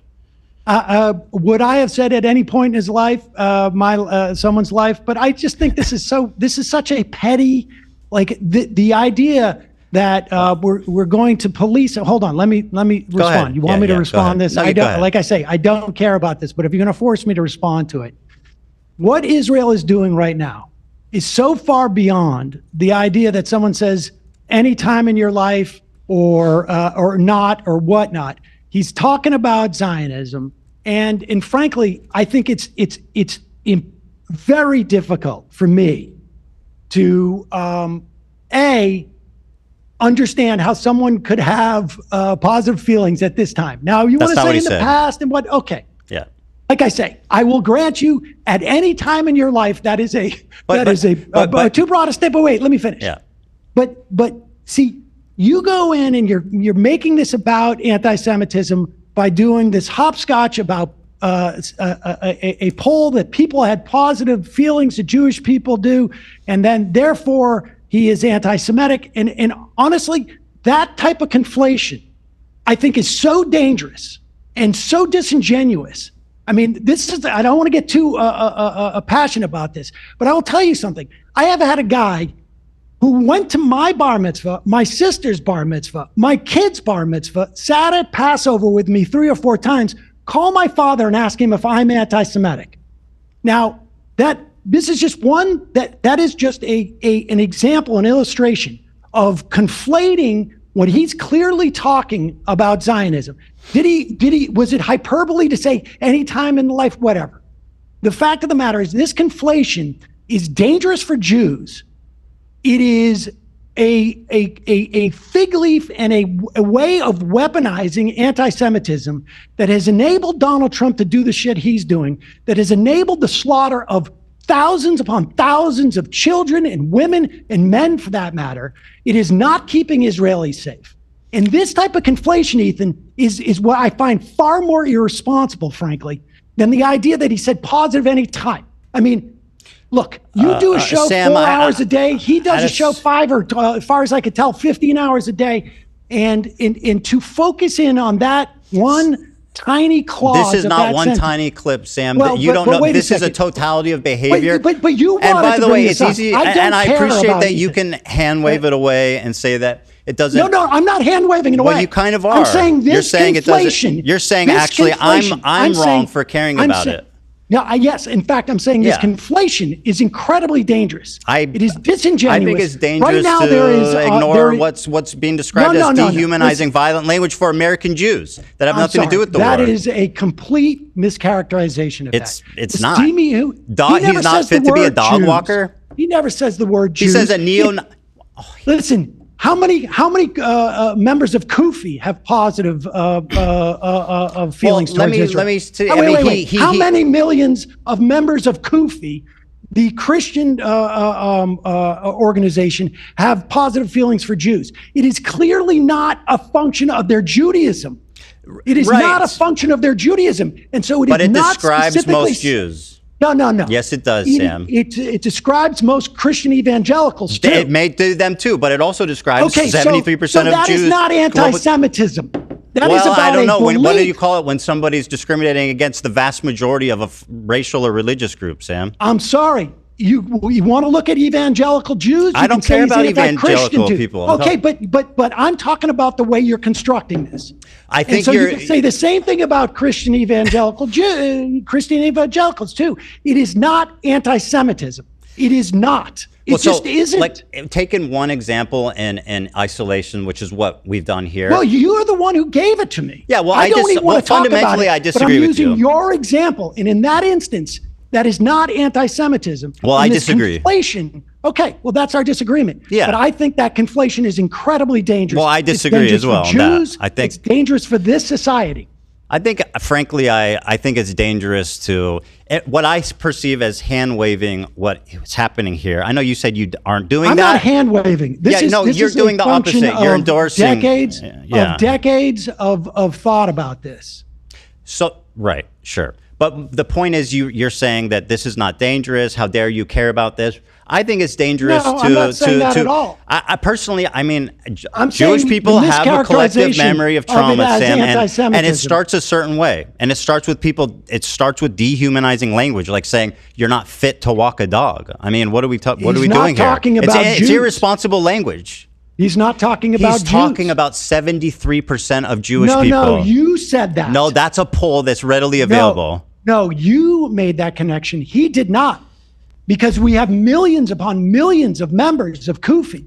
We have millions upon millions in this country of evangelicals who also believe the same thing. Does your dad and have? You cannot say it's could you anti-Semitism. Could you You describe cannot say it's anti-Semitism if you're also including millions upon millions, far more Christians than Jews. Would you say that your father, who you mentioned, said something to you, that he's ever in his life had positive feelings about the state of Israel? I've had positive feelings of Israel. Well, does your dad have any positive feelings about it now? I would assume so. Not in terms of like I support them, but I've like had I think positive Israel. feelings. I went to Israel on. Okay, good. Then you're a neo-Nazi, my not fit to walk a confirmation. dog. How do you feel about No, that? that's you saying that. That That's is not literally what he Hasan saying said. I'll play it again. No. I think like this will never happen, but in a totally just world, any kind of, regardless of your background, any kind of fucking Zionist tendency should be treated in the same way as being a fucking rabid neo-Nazi. And you shouldn't even let someone be the fucking local dog catcher as Felix was posting if they've ever exhibited any sort of like positive feelings about the state of Israel. I'm so serious about this. Another thing he's doing, by the way, and Hasan does this. Listen, he you can plays say around with that's the a wrong term thing to do. Zionist, right? You can say that's a wrong thing to say, but he's not talking about Jews. He's talking about people who have exhibited these positive feelings, and that includes millions upon millions of Christians. More Christians. Okay, well, listen, than I don't think Jews they're exist in the neo-Nazis, world. not fit to walk dogs, either. I think it's insane language. Listen, you don't want to tell me that you have never engaged in hyperbole. You and I both are in this business, and we do that. Yeah, you're right. You're right. I just think that, It's listen. You can say I it's just an think that, inappropriate thing like, to say. It's an unfair thing to say. I just think like but Arabs it's that not support Israel aren't anti-Semitism. fit to walk a dog. It is not anti-Semitism. Okay, well, we're And at you an can say impasse that on this one. Yeah. So I mean, but anyway, another thing he does is he says Zionist tendencies, and he's someone that plays around with Zionism. He calls me a Zionist, and again, I know we're arguing here about semantics of what Hasan said, but I don't think that you could accurately characterize me as that, as it's used colloquially. You don't know, right? But he's saying Zionist tendencies. What does that mean? What's a Zionist tendency? I don't know. Yeah. You're going to talk to him on Friday. You can ask him what a Zionist tendency is. I suppose I would guess, and like I've looked at polls too, where people have various different understandings of what Zionism is. But I think it is my guess, and I don't know what he was thinking specifically, but the notion of an ethno-state that engages and allows whatever in the name of Zionism allows for this mass slaughter, I think is horrific. Sure, me too. Okay. I mean, then I think we the three of us agree on that regard. Yeah, I think we're so. Another thing is like to take it even further. I mean, Hasan pretty much like openly supports Hamas. Let's not talk about Hasan. Let's talk about this. Sure. I mean, what do you want to ask me? Well, I mean, if you want to ask me about, I mean, well, let me. I'm not here to explore. Yeah. I have a list of things that. But if you want to talk about Hamas, I mean, I think. Look. Well, how do you feel about Hamas? I mean, I feel that Hamas, people can perceive it as a liberation organization. We call them terrorists in this country. We call the ANC terrorists. What do you think about them, Sam? Listen, I think there are parts, I would imagine, of Hamas that have done good for the people in Gaza, and I think they have done bad things. But I sort of feel, I guess, ultimately probably like Ehud Barak when he said that were I Palestinian and I was living in Gaza, that it would be likely that I would join Hamas. I mean, that's what Ehud Barak said on multiple occasions. And I think that is very, that is an understanding of human nature. That you're not affording Israelis, by the way, just to point out an inconsistency there. How so? Well, you're like, I refuse to understand human nature and their reaction. It's just evil, and I don't know how to explain it. I didn't use the word evil. Right. I'm inferring because I asked you if you think they're evil, and you didn't really answer that. Listen, I don't know what Gazans felt on October 8th, but toward Hamas. But I can tell you that we have there is a long history of terrorist organizations or so-called terrorist organizations like the ANC or the IRA, even the PLO, now, Sam, that ultimately become political organizations. I think the comparison to Hamas to what happened in South Africa is insanely disingenuous. And I personally hate when people do that. I mean, Mandela didn't think so. Well, Mandela did think so. He explicitly stated that he avoided committing violence on the citizenry because it would make reunification impossible. That's something he said. I think you could say that tactically speaking, listen, by the way, Sam, in the totality of their campaign, I think under 200 civilians died. And the people who did kill civilians were almost all held accountable for what they did. That's a difference, Sam. Well, I mean, I can tell you that. A significant difference. Well, it is a significant difference. I mean, I imagine many of those people who committed atrocities on October 7th are dead now.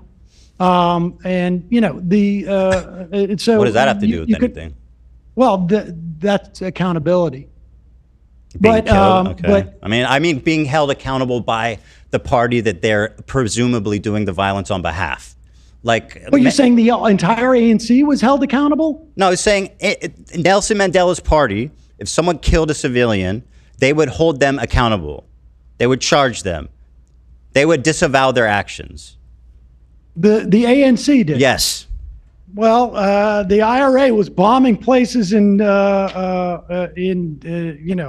England and throughout Ireland. I mean, we have even the Irgun or the Stern Gang when they killed, over 100 villagers in 1948. I mean, the history is full of example of organizations that commit terrorist acts. Now, I will tell you, people look at South Africa. I do not condone the killing of civilians, which is why obviously I'm upset about what Israel is doing. Sure. The part that I don't like about people say, I feel like people sweep for Hamas by saying, what do you expect, right? But the truth is that people use South Africa as an example, but what South Africa shows is that you don't need to commit a violent war against civilians to liberate yourself. Well, I mean, listen, we had for a year, we had the Great March of Return, where, Sinwar himself was involved in that. There was Palestinians marching on a regular basis over the course of the year. I don't know how many it was, 50 or whatever, that were innocent people who went there, and snipers are shooting down unarmed civilians. And so, time and time again, and over the course of the 20 years that I've been professionally, covering this, my attitude towards Israel's willingness to have peace has changed, and my understanding of it has changed. And I can only imagine how more intense that feeling is to be living in a place that is, functionally like, the Warsaw Ghetto, insofar as you don't have access to resources, you have 50% unemployment, the apartheid that is taking place in terms of the West Bank. I mean, I agree with those characterizations, by the way, Sam. Just to say, but I can't imagine that my response wouldn't be to pick up a weapon. Okay. I mean, I don't know. It's not really working out. Well, none of it's working out, is it? I mean, not much at all. Not really much at all. What is called the greatest attack on Israelis in 75 years. The notion of Zionism and the way that Israel is organized as a society is not protecting Jews. Well, it's not protecting Israelis. It's not protecting Jews worldwide. It is, there may have been a time where Zionism and there were certainly proponents of Zionism in the early 20th century, in the late, perhaps late 19th century, where there was a notion of a multi-ethnic democracy that fell by the wayside. Folks like Hannah Arendt and Einstein, left the Zionist Congress, and what it has evolved into is, I think, a nightmare for everyone involved. And so, I don't know how I would react in that type of immiseration, frankly. Well, can I ask you? But again, Ehud Barak said that he would pick up a weapon were he one of them, and that's fine. He's far closer to the conflict than I am. I'm not saying I don't understand why people pick up weapons, right? So let me ask you this: what do you think about October 7th attack? What do I think about it? Yeah, I mean, it was horrific. Mm-hmm. And this was like a military action by Hamas to what end? I mean, I suspect. I mean, I don't know what the strategy was. I mean, they attacked 2 military bases. I don't know if they were aware of that the dance. The Nova rave. Yeah, I don't know if they knew that rave was happening. I suspect it was to derail the Abraham Accords, which were going to leave the Palestinians out of the equation, where an authoritarian you leave out that they attacked Kibbutzim, by the way. No, yes, of course they did. But I'm saying that they. I don't know what the strategy was on their part. So what do you think? Would you expect the response of Israel would be to that? I had no doubt on that day that Israel was going to respond. Go insane. I mean, yeah, right. It was going to be horrific. We all knew. yes, but I think I think the lack of proportionality was just beyond. Frankly, and I was aware that this was going to be a horror show, but I don't think I had the level of awareness of what they would do to go in and literally level it, destroy what is it, 90% of the structures in Palestine, bomb hospitals, that they would use. Well, Hamas did know that because that's why they attacked. Food as a weapon. I'm more interested in the justification for what they're doing. Probably there. took hostages with the idea that they would be able to negotiate. I understand why they took hostages. I don't understand why they took children and elderly. I believe that they probably. I mean, this is all conjecture on my part. That they would be able to trade them as a way to inhibit Israel's doing what they're doing, and I don't know if they could have even imagined that. I'm not going I'm not going to endorse Hamas's strategy here. Well, I'm just trying to flesh it out here because this is what I'm getting to is Hamas. I think they knew that this was the reaction that would happen. I can't imagine that they assumed that there would be this level of destruction. I mean, that's why they hate Israel. I don't think they underestimate how violent the IDF can be. You know what I mean? That's why they attacked. I certainly underestimated that they would go this far. Use I didn't think they'd go this far, but bomb hospitals and shoot EMTs and have rules of engagement like this. I mean, I think Hamas is certainly up to criticism for their strategy here. If that's an understatement. Well, I mean, if that's they're a terrorist organization that intentionally antagonized the IDF to come mass slaughter their civilians.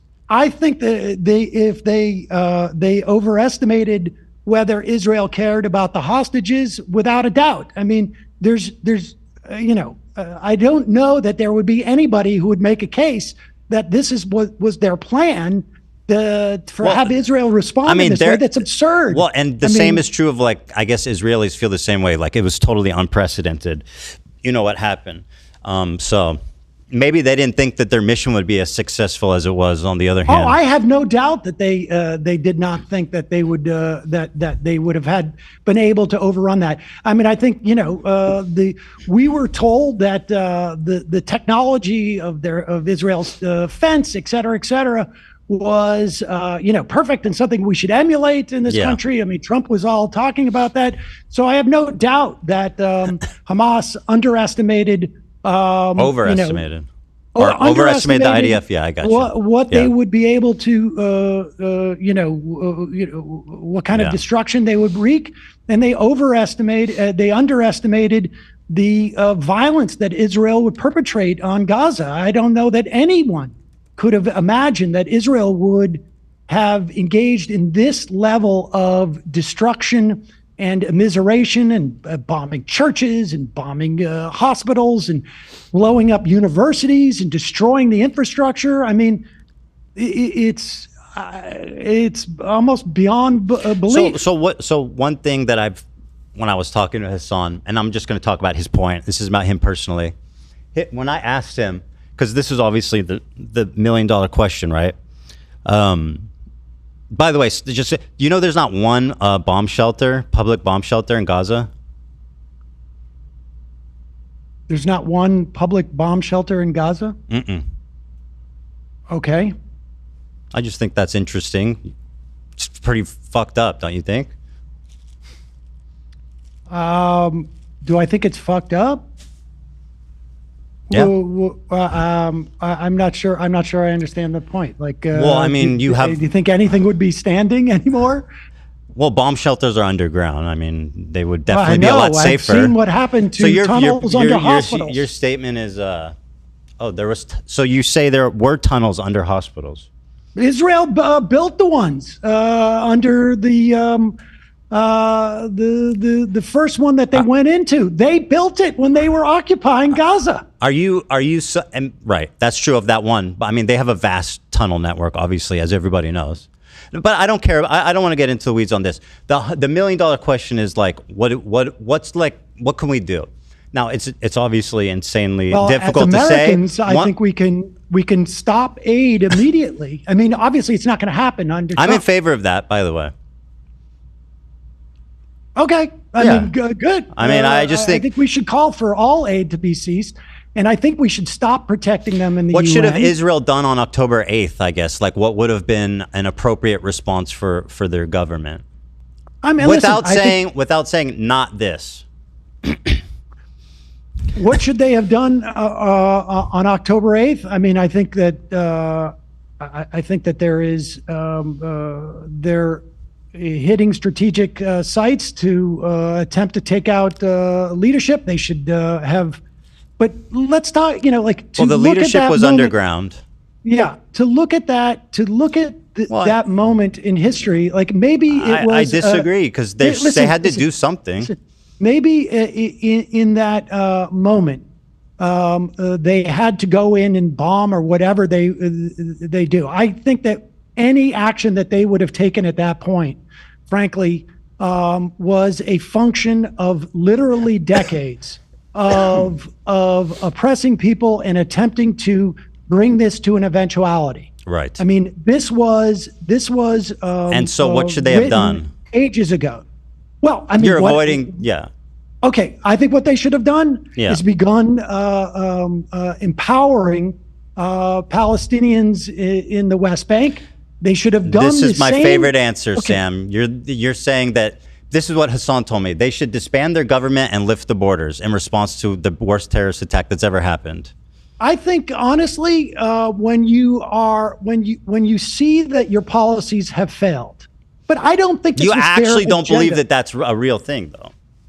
I'm interested in having like a real conversation. You can't like live in a fairy tale land where, in response to the worst military or terrorist attack of all time, Israel, who's already, as you state, like genocidal and racist and all these terrible things, is going to lift their borders and disband their government. Wait a second. You're asking me what they should have done, and that's different. No, in a realistic way, not in a fairy tale, tale, Sam. Well, listen, there is no realistic thing. Their agenda has been. It has been quite clear.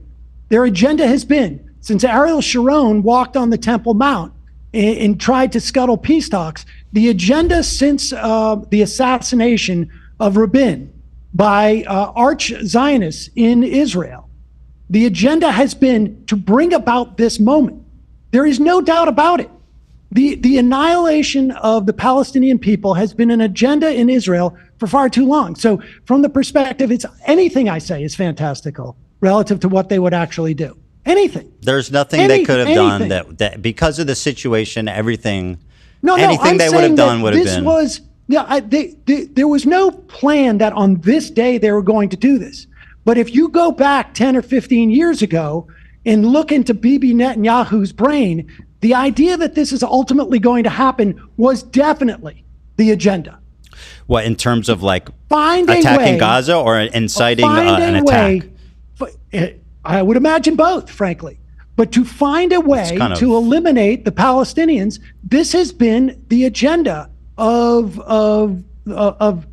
at one time what I think was a smaller segment of the Israeli body politic, and I think has increasingly become an even larger portion of the Israeli politic. So, I mean, anything I say in terms of should is fantastical.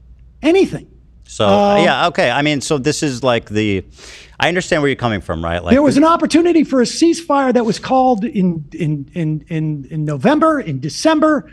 They could have held a ceasefire at any point, and the amount of killing would have been far less. They could have done that. They could have ended it after a week. I mean, Hamas could have ended the war anytime too. How could have Hamas ended the war? By releasing the hostages? No, listen. Israel has said time and time again that the release of the hostages is not going to end their assault on Gaza. They have said this over I don't believe and that's over and over. I haven't seen those statements. I've seen the opposite. I believe that you really haven't seen those statements? No, I haven't. I'll review them. I mean, it depends when it depends when they were made too, right? Like, is it what's in response to? At any time they could have done that. Well, what has Hamas done to end the war? Hamas offered what have they done to end the war? Early dawn to say Hamas offered all the hostages in agreement in response to Israel not coming into Gaza. I mean, there's just to defend Israel's actions. That didn't happen either. Being inevitable. Like, when do you think they should have ended it? When do you think they should have ended it? So who have ended what? You've asked me the question, what should have Israel have done? You tell me what they should have done. Do you think what they've done is right? Well, I've clearly stated no, Sam. Okay, so tell me what they should have done. Yeah. So, I mean, obviously, hindsight is a beautiful thing, but in my opinion, like you said, I think some more specific strikes. I think more moving slowly, because as you kind of pointed out but didn't really acknowledge. When do you think they should have ended? Do you want me to answer? Yeah. Yeah. So the leadership is obviously underground. So it's going to be a long mission of trying to get them. It's going to be a difficult mission. But I think militarily, they probably have some obligation to their citizenry, at the very least, to like take out but we're ignoring the fact that missiles are being shot into Israel nonstop. And I know you're going to say, Iron Dome stops most of them, which is true. But at the same time, I mean, a country needs to respond to that. They can't just allow missiles to be shot in. Tell me the non-fantastical version of what they should have done. Should have been 2 weeks, 3 weeks? How many Hamas leaders, how many members of Hamas should they have killed before they leave? Because we know that Blinken said on his way out that virtually every Hamas member of Hamas that they've killed has probably been replaced by someone who's lost a family member or an entire family or whatnot. So you tell me, Ethan, if you're the one with the sensical perspective on this, and mine is fantastical, what should they have done that would have been appropriate in your mind? Yeah. So besides like special operations and stuff, I think it would have been a good idea to, I think there's a space where they could like try to find peace partners in Gaza before just destroying the whole thing. Like, obviously they approached it completely wrong, right? But there are ways, I think, that could have happened that are realistic, like trying to forge some kind of peace partner, some kind of alliance, some kind of international coalition. All those people were marching. They were marching. They were marching in the Great March of Return, week after week after week. Sam, was there Hamas activity at the Great March? Sinwar was marching. Sinwar was marching with them. Were people attacking the border wall? During the Great March of Return, the first dozens of these things before the snipers, no, they weren't. So there were the people for peace. There was Hamas activity. They were attacking the fence. They were like trying to cross the border. They were but not militants. Militants were trying to cross the border. You're telling me that in the first dozen of these marches, there were people attacking the fence? Correct. Okay. Yeah. But I mean, again, I think that there's a way for Israel to try. I think they can obviously pursue peace. The way that they're doing it is impossible, right? Like, it's fucked up. It's insane. It's genocidal. It's horrific. They're not pursuing peace. I'm not saying. I'm saying the opposite, Sam. I don't think Israel is. Well, you asked me what should they have done. I mean, obviously they're not pursuing peace. I agree with you. Like, quite the opposite. That's not what they're doing. But I'm saying there could have been a path, although it's not. I think, unfortunately, I think their response was inevitable based on everything that happened. You think it was inevitable that they would kill these many people and they would use food supplies as a weapon, that they would have leveled hospitals and universities and 90% of the homes?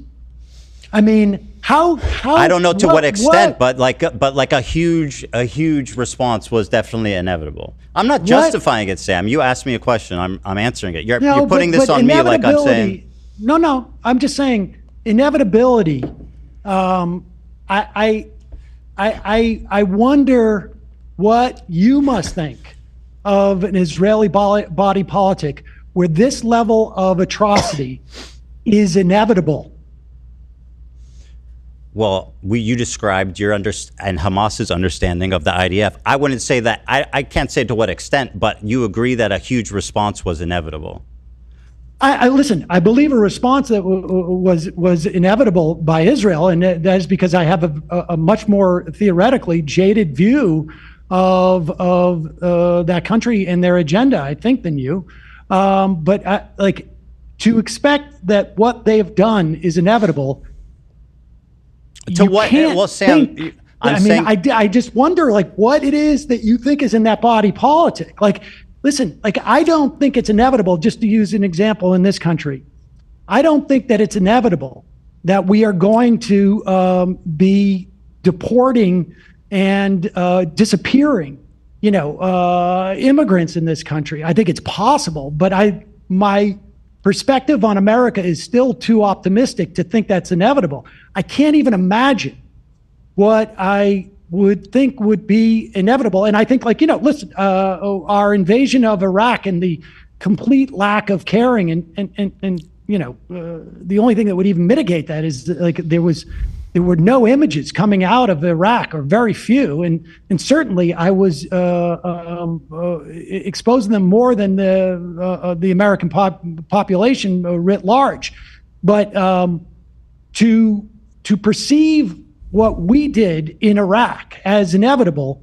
It's a different situation. That's completely, that was completely unpredictable. But we kind of touched on it. Where Hamas, and again, to what end this even matters is it doesn't ultimately. But Hamas knew that they were going to bomb the fuck out of Gaza. Listen, I would imagine Hamas thought there was going to be a response, but they wouldn't have taken hostages if they thought that they couldn't use those hostages. Of course, they thought they could. I don't deny that. Yeah. Of deterring Israel from entering, and that was a miscalculation on their part. They presumed that Israel was more interested in those hostages, I think, than they had assumed. Well, and that's part of what a lot of the civil unrest in Israel is about, is that a lot of people do care about the hostages and think that the government needs to stop the war and focus on getting the hostages back and not killing innocent civilians. So that I wonder about that last part, but which part? The part about the killing of innocent civilians. I think that I said that's what they're doing. No. I'm saying I wonder if the Israeli body politic. Oh, you think the Israelis want civilians to die? I think the Israelis. Obviously not all Israelis, but I think that enough of Israelis to maintain this government believe that Palestinians in Gaza, that their lives have no value, that they are all future enemies, that they that they all represent a threat to Israel, and I think that's I think that's a twisted perspective. Just so you know, there were massive demonstrations in Israel, tens of thousands of people in a country that's relatively small. So I think characterizing the majority of the public as wanting to kill civilians is a little sick, personally. But it's. I guess you could say whatever you want. I'm basing this on conversations with Israeli reporters that there does not seem to be in Israel a majority, at the very least, of people who are concerned about the fate of the Palestinians in Gaza. Certainly they want hostages, and again, not all Israelis, but look, I can make analogous assessments of the United States at various times about things that reflect poorly on our national body politic as well. But the proof is in the pudding. Can I tell you something? 300,000 protesters in Tel Aviv, 200,000 in the rest of the country. That's 500,000 people out in the street protesting the government of a country that has maybe 6 million or 5 million in the. Are you talking about the protests about the judiciary? I'm talking about to release the hostages. Okay, to release the hostages. Yeah. To stop, to ceasefire. Ceasefire, Sam. That's what that means. They were 500,000. They were calling for a ceasefire, or they were calling for a release of the hostages. Well, what's the point of telling Hamas to release the hostages? Yeah, of course it's a ceasefire, Sam. Well, but Israel has to, and I know I'll look this up. Deal with this. I don't have much 500,000 time. Israel. Wait. Let's look this up and see how many times the Israeli government has said return of the hostages will not end. Sam, I'm responding to you saying the majority of Israelis want civilians to die. 500,000 people came to the street for a ceasefire of a country of 5 million, Sam. That's 10%. Israel just broke the latest ceasefire. Okay, where is the political response from the Israeli people?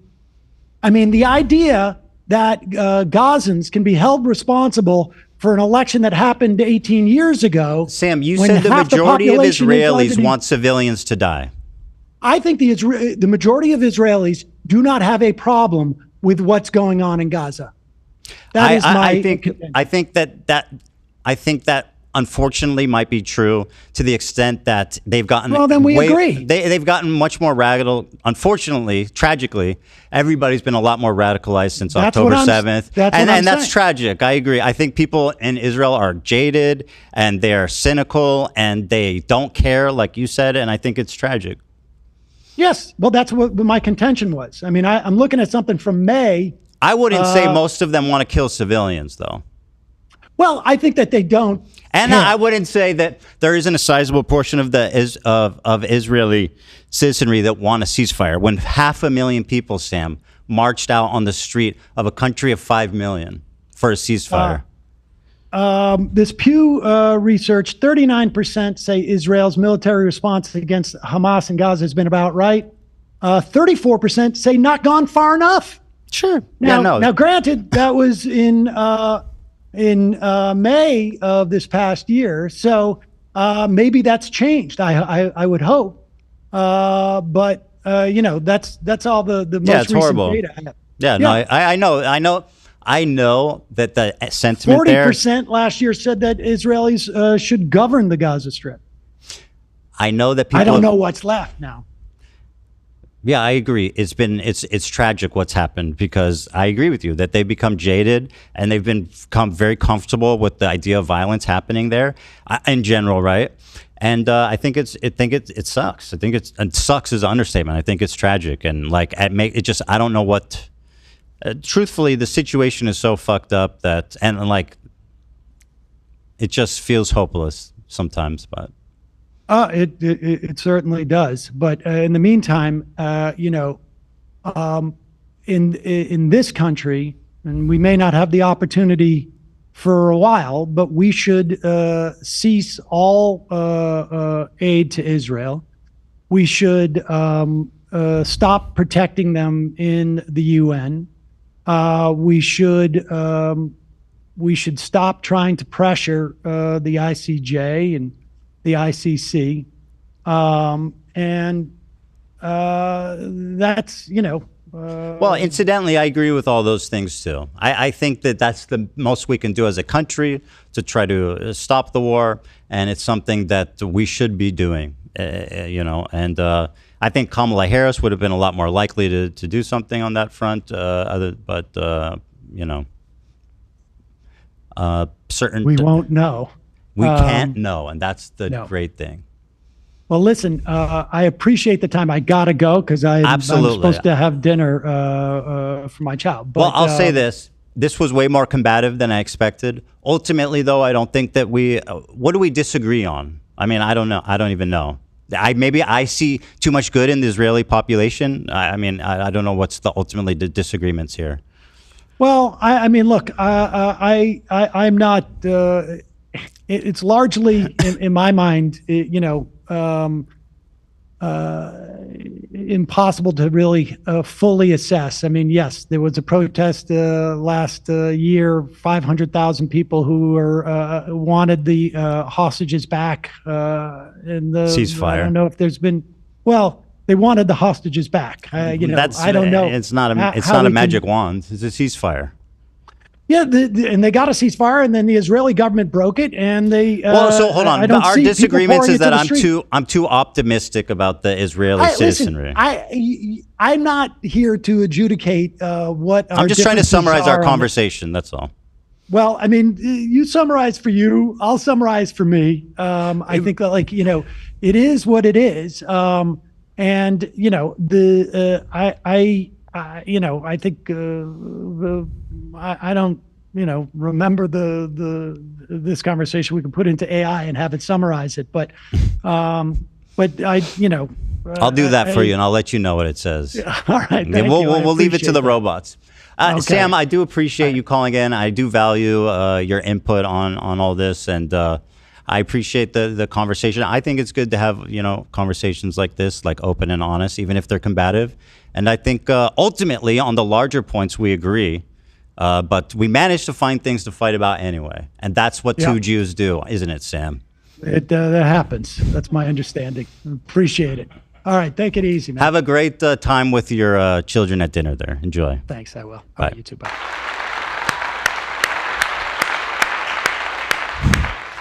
That was way different than I thought it was going to be. Oh! But okay. I thought it was interesting. I enjoyed that as a watcher. Was I owned?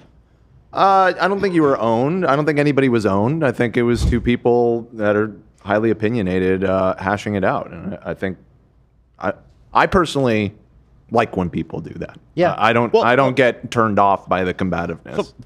Right. Maybe that's the half Jewish part of me. But the truthfully is like, again, on the larger points we agree.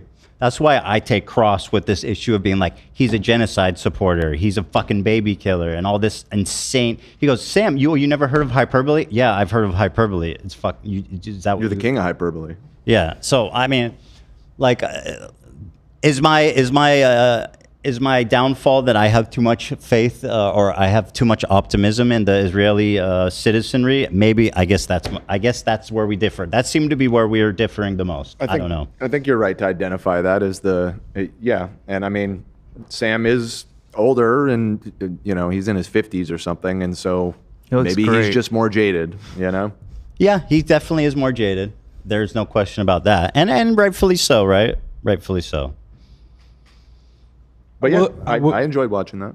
I will say, as a Jewish person, the contentious point in the argument of the clip of Hasan, it kind of shocked me, to be honest. I was a little, to be honest, and as much as I love Sam, he was being very obtuse, in my opinion, when trying to talk about that clip to avoid criticizing Hasan, which is fine. I understand he doesn't want to get into that game, right, of being on record, being like, oh yeah, Hasan shouldn't have said that or whatever, right? But ultimately, obviously, I greatly disagree with him. And I think it's funny how he talks about how dangerous it is for me to call out anti-Semitism or how ridiculous it is for me to weaponize it like that. It's like when at the same time... It's a weird thing because you don't really want to I understand the impulse to just want to have a conversation with Sam and keep it with the here and now of your beliefs and everything, but the degree to which the harassment that you and Hila have experienced over the last couple of years, it is part of the story, and yeah, it's true. I don't know, it's tricky because I get the impulse to not want to get into it, but that is a component of all of this. And unfortunately, whatever Sam's been peppered with before the debate, I've seen is his co-hosts telling him that I'm obsessed with Hasan, that I'm having a mental health break, that I'm a genocidal maniac, all this kinds of stuff. Mm-hmm. So that's kind of, without having any of the backstory, that's the flavor he's coming in with. But ultimately, I find I don't want to speak ill of Sam, right? I appreciate him coming and having an honest conversation with me. I was also disappointed by his response to that specific line of questioning, Zach. I share that with you. And I think the way that he was hand-waving away anti-Semitism as like, it doesn't matter that people are discriminating against Jewish people in America because of what's happening in Gaza. And it's like, well, first of all, two different issues, kind of. Whatever's happening in Gaza is one thing, and whatever rise into anti-Semitism we're seeing in America is a whole different fucking thing with its own set of problems. And believe it or not, they're both bad. To the same extent? Obviously not, right? Obviously one has an immediate horrible effect in Gaza right now. And the threat of anti-Semitism is an amorphous, nebulous thing that's like hard to measure and hard to say. And Jews, our whole life in America, people call it the golden age of Judaism is this time, the past, 50, 60, 70 years in America for Jewish people. Mm-hmm.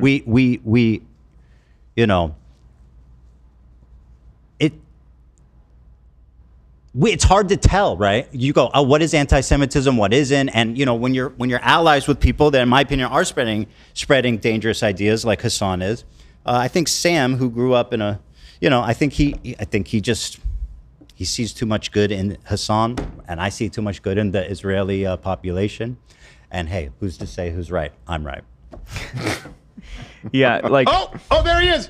Oh, in response to what Zach was saying, like when I first saw that clip, I didn't see it that way, but I'm not Jewish, so I found it interesting that you guys are having this conversation to give both perspectives. One thing I kind of wish is that you guys both could have defined what Zionism is, like what you, because I feel like that's a big point in all of this. I agree, and it's such a stupid word because it has such a broad meaning. And like when Hasan says Zionist tendencies, that's why I think it's important to ask Sam, who I think is avoiding the question, frankly, because he knows that it looks bad. He doesn't want to answer it. So he responds by saying like, oh, you think this matters? Let's not talk about the specifics of what Zionist tendency is, because clearly Hasan's not anti-Semitic.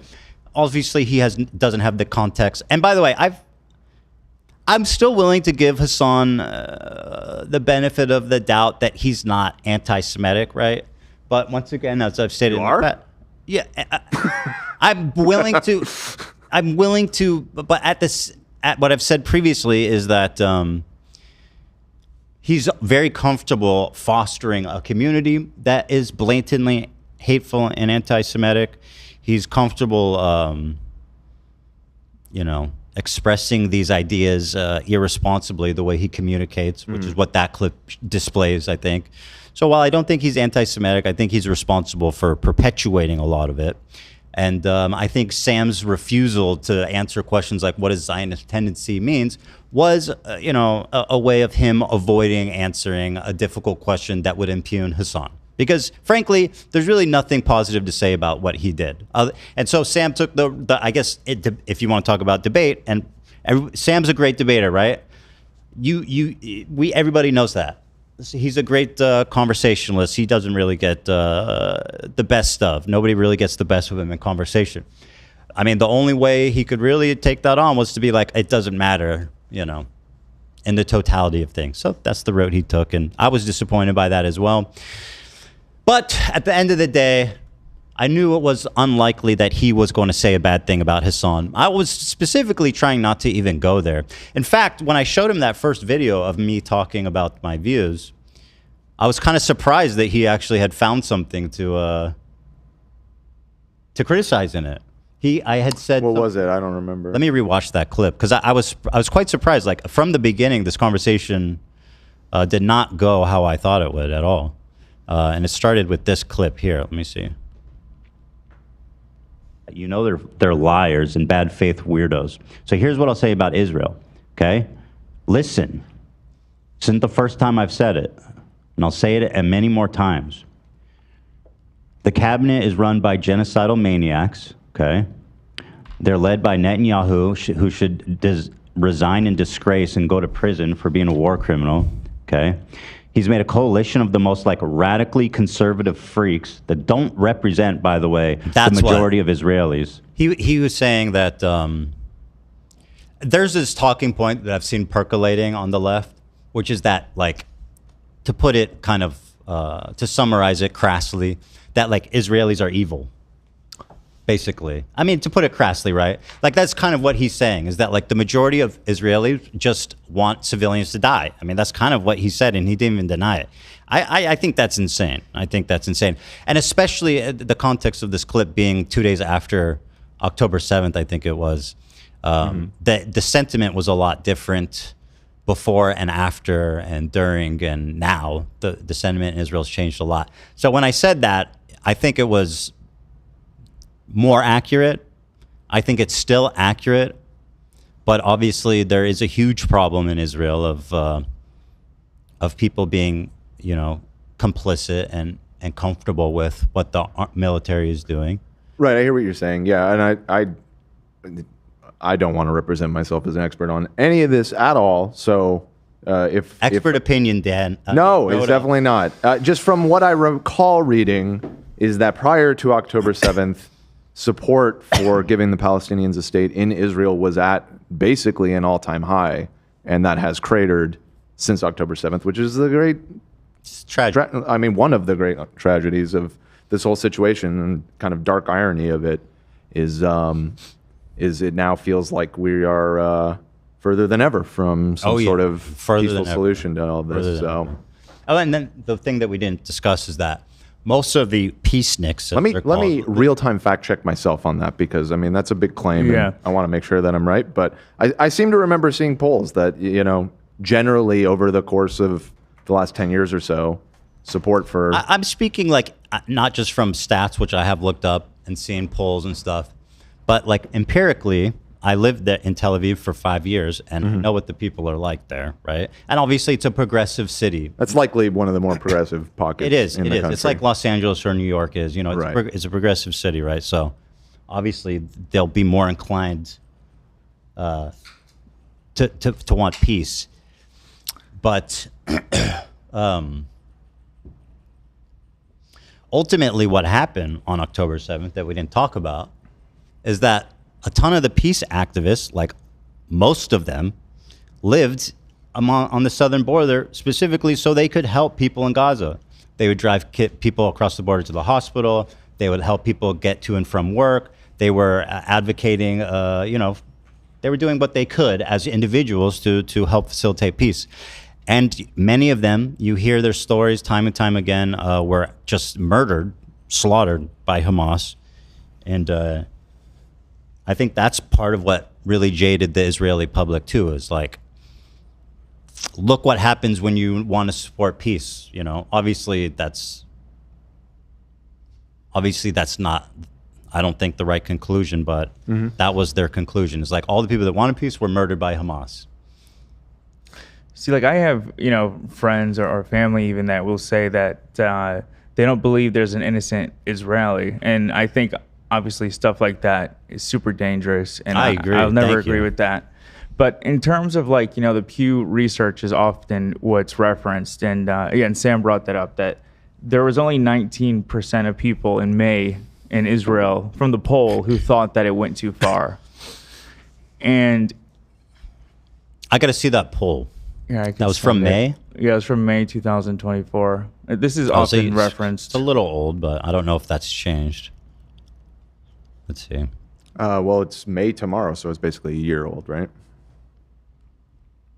Yeah. I think like I totally agree that the public is way too comfortable and complicit in all this.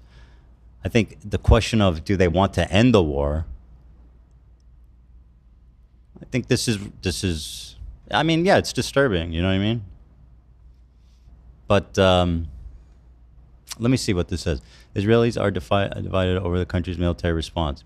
Percent who say Israel's military response against Hamas in Gaza has gone too far, been about right, not gone far enough, which is crazy, right? That's crazy.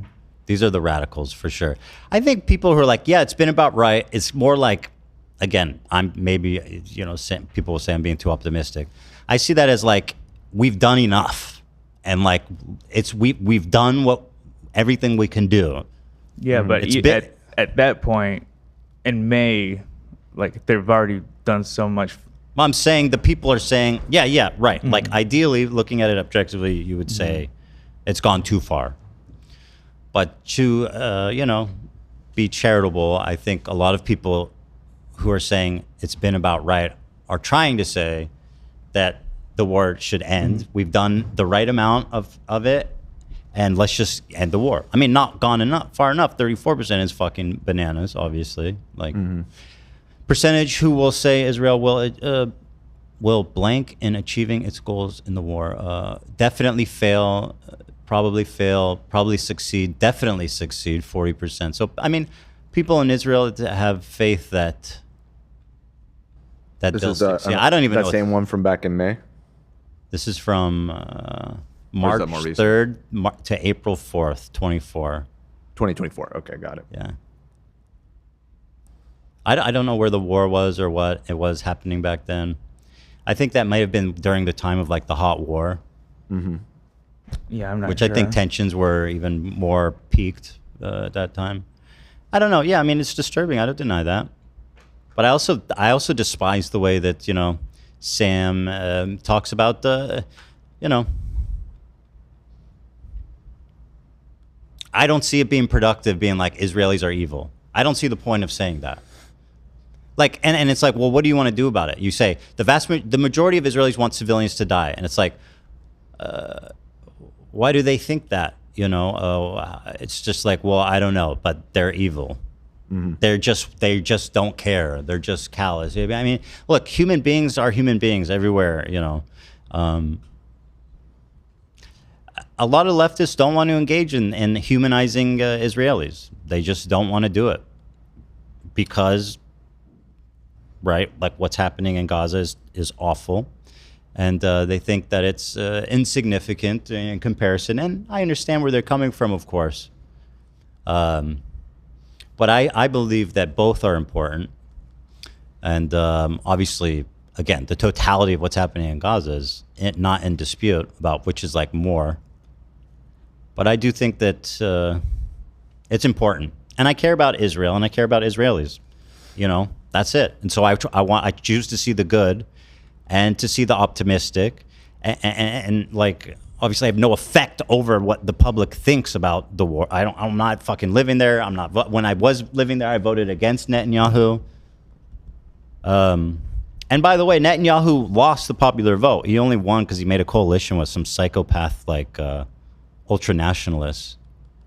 But the left party, when I voted, won the popular vote, but because of the parliamentary system, where you make coalitions to get over 50%, they were unable to secure the victory. I think Netanyahu may be the devil. Like, honestly, even his voice, I think he may be the fucking devil. And he's just passing out beepers to everyone. He gave the gold beeper to Trump. Dude, that's so fucked He gave up. one to a senator. And I think that's so or a congressman. I forget who it was. He's like, yo, that it was John Fetterman. I remember. He's like, yo, that was dope when you guys did that. I have a family friend whose son had a beeper go through his stomach. Like, and it's just fucking crazy. Just don't, the president's like taking a picture with the fucking I don't beeper. think just like lionizing people dying is just fucking bad and terrible in general. Him handing out those beepers was like nauseating. Like, what are you doing, dude? It's crazy. I mean, he's trying to make a point. Yeah, he is. You're right. He is. But ultimately, I think that's ultimately where we break down, is that I'm more optimistic about the Jewish or the Israeli public, and I just think it's insane that people want to call me, treat me like I'm the bad guy in this whole equation, like I'm the one that's supporting, this happening. It's just I've never said anything that showcases that. I've been consistent with my beliefs over the years. Hasan is pathetically typing in our chat again. I can talk now or Friday. I don't care. Up to you. Please don't try to bring a band. Bro, don't worry. I'm not doing that. You're afraid I'm going to bring on Destiny? That's stupid. I'm not going to do that. Stop. I promise you, Hasan, to come. I will not bring on Destiny. In fact, the people here will not allow me to bring on Destiny. Fuck no. I'm interested, Hasan, in being honest.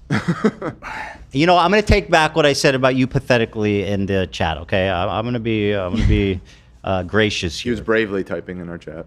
You were bravely typing in our chat that I'm not interested in trickery. As you can see, my conversation with Sam, I want to have an honest conversation with you, and that's what I plan to do on Friday. So, you know, that's where I'm at. Yeah, don't worry, I'm not doing that. By the way, and this is why I prefaced what I was saying was I'm not an expert. Finding polling, I was wrong saying that support for a two-state solution was at a high. It looks like it kind of plateaued around 55% throughout the 2010s. But it was at a high in 2010 of 71% of Israelis supported two-state solution. It looks like that number is now in like the 20s. 2010, that's interesting. That's about 15 years when ago. I was living there. Is it? Yeah. I don't know. You don't remember when you moved there?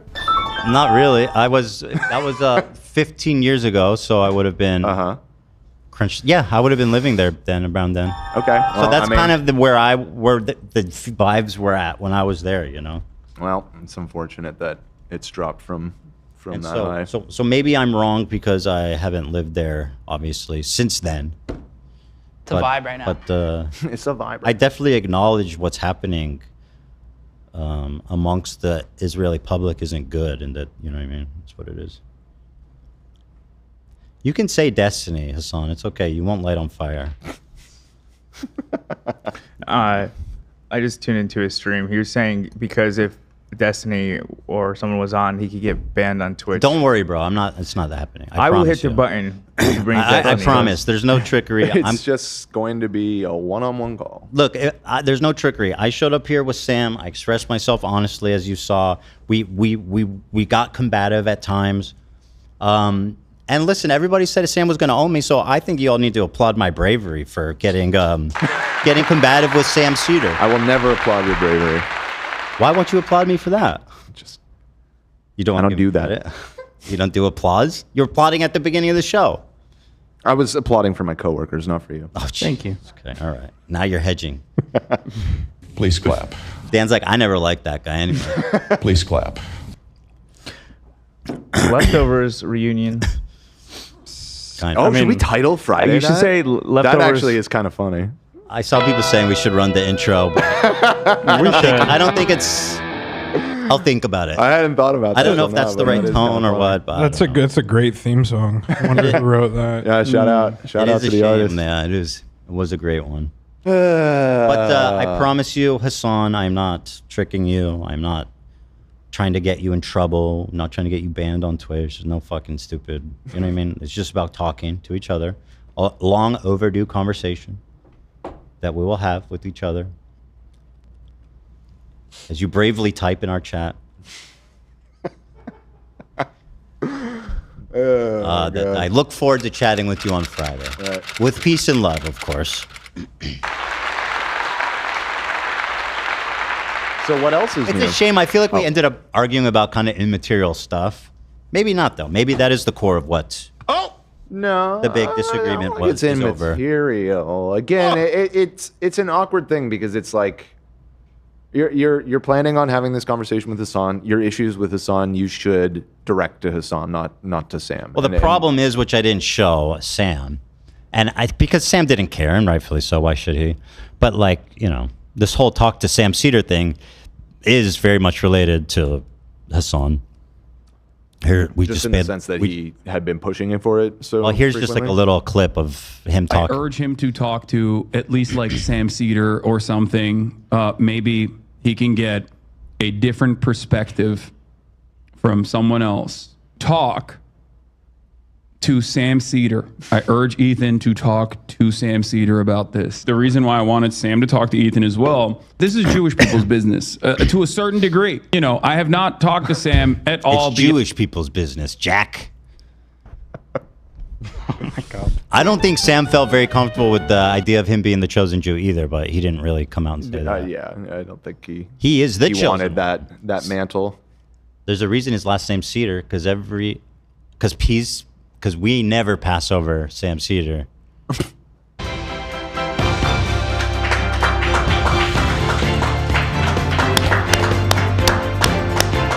The Seder, of course, the Seder is the ceremony performed by Jews on Passover. So I'm familiar. We should have had some parsley and salt water today. We should have dipped it. I'll dip it for those bitter tears, man. Yeah. I'm still wiping them away. Anyway. Beyond the fact that I was like, I think it'd be cool if you could talk to Ethan. But he can have a conversation with Sam Seder. I mean, But I really, really seriously hope you talk to Sam Seder, that he should talk to Sam Seder. You know, I think you respect Sam Seder. You should probably have a conversation with him about this. Maybe this time I'll bring Sam Seder and you'll be the one saying, oh my God, Sam Seder, what a fucking nightmare. Because, you know, you've been running away from him. Yeah, I wonder why Ethan Klein won't fucking talk to Sam Seder. Just like he was. Yeah, this whole thing of like, oh, you're scared, you're running, and all this type of stuff. And then when I'm finally like, okay, I'll talk to Sam Seder, Hasan starts hedging and being like, let's see. He starts being like, oh, he's just going to lie to him about what he believes. I have the clip. Where is that motherfucker? Oh! Yeah, he says, here's what he said yesterday about my prospective conversation with Sam Seder, which proved to be false, of course, because I am honest to a fault, Dan. I'll have you know. Yeah, no, that I'm aware of. Honestly. That I know. Whoops. Oh, we have an Evil update in talk the slash chat. debate. Say what? In our Discord, there's a little update. Philly D dropped. Okay, so it's about me? No. Oh, he just dropped. What did he drop? A video. Why does that have to do with me? Why are you telling me that? He's I'm in the talking middle of about something. Trump's Rogan problem. Why are is you wrapping back, it up? And the sparked MS-13 meltdown. He has some Luigi Malgoni updates. And You don't have to tell me every time Philly D posts a video, guys. It's completely irrelevant. Well, no, it's a great video. It's entertaining. Okay, so what? There's lots of great videos on YouTube. You can send me every single one of them? Yeah, I tried. I can start to if you want. No, I don't I have want a bunch you of to. recommendations. It's completely a distraction during the show. Well, we're reaching the end of the show anyways. I'm in the middle of something. yeah, I need to watch the video, so I'm not gonna be able to switch for a bit. That's fine. All right, well, just leave it on the... So they Leave can it on see Ethan. me. I'll leave it on a good camera for Just you. leave it on me. The slider's fine. Yeah. It looks like you're doing something. Anyway, here's the clip of Hasan trying to poison the well already. Breaking news. It seems E will talk slash debate with Uncle Sam Seder. Great. Wait, what? Debate? They will most likely agree with one another. He is a committed anti-Zionist. Ethan, I mean. The thing is annoying is Hasan knows that what I believe. He's just being so cynical with the way that he's drummed up all this hate and harassment against me. It's just so fucking cynical, dude. I'm joking, but that is probably what he'll do. He'll greatly present himself as being a victim of vicious smears from a lot. He's gonna paint himself as what happened. Of people who don't think he's sufficiently pro-Palestinian due to their incredible anti-Semitic opinions, and that he is simply misunderstood. And that he agrees with everything that Sam Seder says wholeheartedly. And Sam, being the kind and gentle being that he is, will not push super hard to really figure out what Ethan's worldview looks like. He could not have been more wrong. Yeah, he could not have been more wrong. And On by the way, every level he on got to that stop statement. making predictions because those don't work out for him. Yeah, I mean, just objectively, that was is wrong in the every way. opposite of what played out. So, But I laugh because he's trying to poison the well ahead of me and Sam agreeing on everything. Although Sam was not very sweet and lovely, he came out ready to go, and that's good. I'm always ready. But I'll tell you guys, I am brave. Yeah, you've sold us. I mean, who would go against Sam Seder willingly, Dan? Not Steven Crowder. That's when I. Crowder's been running his whole life. Obviously not that one. I'm not running from nothing or nobody. It ruined Crowder's life. Carry the load. What? I said it ruined Crowder's life. Literally, since he did that debate. Yeah. just- No, I'm not. I wasn't almost kidding when I died, he said we lost ruined his family. life. It's Yeah. funny because at one point Sam took off his glasses and said, "Steven, look into the camera." He's like, "From here on out, it's all downhill for That's you." crazy that was true. Yeah, I mean, we couldn't have predicted that there'd be a scandal Yeah. where he's abusing his wife on camera. Right. But he went from have getting been a hard to $50 million deal on the table to being like a nobody. No, that doesn't work either. Doesn't work either. Fucking watch it. What a fucking psycho. Anyway, yeah. So, here's Hasan. Oh, you've been running away from him. Yeah, I wonder why Ethan Klein won't fucking talk to Sam Seder. Just like he was too scared to talk to Sam Seder in private. I'm not running. I'm not ducking Ethan at all. I'll talk to him. Maybe I'll even have Sam Seder attend. This just happened like 10 minutes ago. Right, yeah. Perhaps this is why my former podcast host is too afraid to talk to Sam Seder. Oh my God, bro. This obsession with Sam Seder is weird. Yeah, but there it is. You got what you wanted, and the people are feasting. Watching two Jewish men duke it out about kind of minor details in a where they broadly agree on everything. Hey, ha-da-dee-da-da. Hey. A lot of people tuned in for this, huh? 50,000. Yeah. It was higher before. I think it got up to like 53. What was that? What was it at when we were talking? 53K.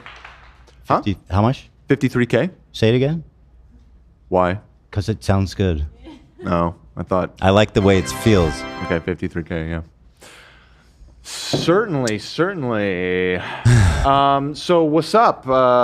You watched the getting out of here or new season of The Rehearsal, Ethan? No, I'm going to. It's fantastic. I've heard about Apparently the last episode was really good. Fucking insane. Yeah. It sounds. It makes me want to watch it. Fantastic. Watch it. He is so fucking funny. You watched it, Zach? Yeah. Okay. Yeah, I'm definitely gonna watch it. Yeah. Yeah. For those of you who don't know, apparently Paramount Plus fans of Nathan For You will know, as I am one of them. In the first season, I think it was on season 3. Okay, way off on that. On the third season, he made this extravagant plan to raise money for Holocaust charity through weirdly funny means. And Paramount Plus, which by the video was not problematic in the slightest. And in fact, he did create a clothing brand called Summit Ice that raised a lot of money for Holocaust awareness. Paramount Plus removed it after October 7th because they thought it was too... They said it was anti-Semitic. They did? I think so. And for sensitivity. But the other crazy thing is in the episode, he goes on Paramount Plus and Google's Nazi, and there's like a bunch of Nazi shit on there. So exactly, that's it. But so apparently he does a huge revenge on Paramount for in response. It sounds amazing. Sounds like Nathan is on his game. He really is, man. God bless him. That's a funny dude right there. Let me see what else I got. What else you got? Hey da ba dee da ha ha.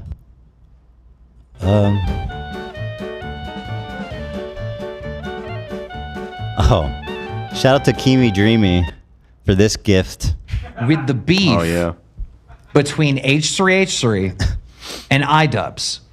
Because this guy right here, this Ban Emma Panda guy, he's the Hasan Piker, like, super fan. Empanada, bad empanada. Yeah, whatever his name is. All right, this guy is like, goes really too far in the guy.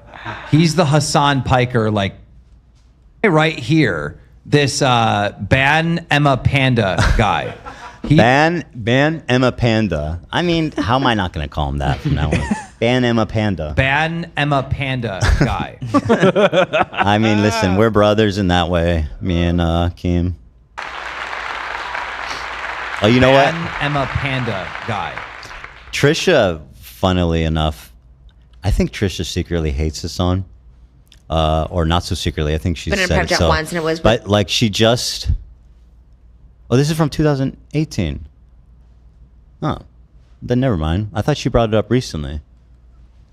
Or was it just going around recently? I think that's her and Tana's new show. Wait, yeah. so- Oh, she's referencing what she said. it Okay, so happened this in is a new clip. 2018. So Yeah. she had this really funny, silly, interesting take about Hasan. With David from Coachella to New York, and I hated it. It was awful. From Coachella to New York? I think someone got it for him because I think like, you know, Hassan Piker, like he was on it. So I think it was like a company that got it for everyone. It was a weird Was it a thing. nice She doesn't even know how she's outing him. No, Yeah, it was like He overnight. said it before. Yeah, I know, but Yeah. I'm sure he would prefer people not know he was flying private. But she gives more details. Night too. It was a nice plane, and it was like I just slept, but I was scared, and that was it. That's so funny. Trisha Paytas, Hasan Piker, and David Dobrik on a private jet Yes. from Coachella to New York City. And that was it, really. I think it was like maybe Todd, this one other person, and like that's it. It was like that was so weird. That is And it was so like funny. a midnight, and I think Hasan has told the story where he was like rolling. He was just like didn't know who anybody was, and he was just like because everyone's like, why are you on the That plane? I didn't he's know. kind of known for I don't know. Apparently, he was a rolling, which means MDMA, right? I don't think there's any. Oh, I don't know. I think that's what it means. It means ecstasy. MDMA. That's what rolling means. As someone who's rolled many times Roll it. in a previous life. Roll it. But that's an interesting detail. The dude's rolling. Although he's open about his drug use, so it's really not that interesting either. And in the roll. He was talking about how he did mushrooms at Coachella, which is, by the way, if I was Hasan and I didn't have kids and I was single and it was all like no responsibility, I'd be shooting up, straight up. My veins would be a mess. Yeah, I mean, this. I would just be a straight junkie, bro. Yeah, according to this Reddit post, yeah, you're right. MDMA. I went to a Coachella after party. I don't know if that's what she's talking about, but that's what I think she Yeah. knows. Trisha He's like knows. lore. I don't know. I just know he's a little bit. People are just judging him. He's one of those people who shouldn't be on a private jet, I guess, because he's very much what's the Political? word? Political, but also like, is socialist the right word, or is that Yes, like a wrong she word? knows. You A sound socialist- like She you're saying the knows. right thing. I know. I don't want to like mess it up because it could be the opposite. He's one of those people like he has like a $2 million house and people him for it. Because like, wait, what about giving money to people who need it? Like, why are you buying a $2 million house when you could be giving it? You know, like one of those people. Oh, I could be been to getting his this house. wrong. It's nice. Socialism is when you live in a tent. Really? Yeah. It's It's really really nice. collabed or what? Yeah, I went on his podcast and he lived like 2 minutes from me when I lived in Hollywood. So I was like, why not? So he's a nice one. So that's what people were saying, and then he tries to downplay it. It's like it's just a single family home. It's not that bougie. Like, so I think people give him a hard time. I don't know his It politics. is a single but- family. She's definitely shading him like indirectly. She knows what she's doing. She's on her shit, and she knows exactly. Oh, is it socialism? Yeah, I know what you know what you're talking about. Home, but like, this is a single family Yeah. home. What does single family home mean? I mean, like one master That- bedroom and right? Like, Do you know you can't say master bedroom anymore either? oh yes, What? primary Yes, bedroom. primary, which I didn't know either. Wait, what?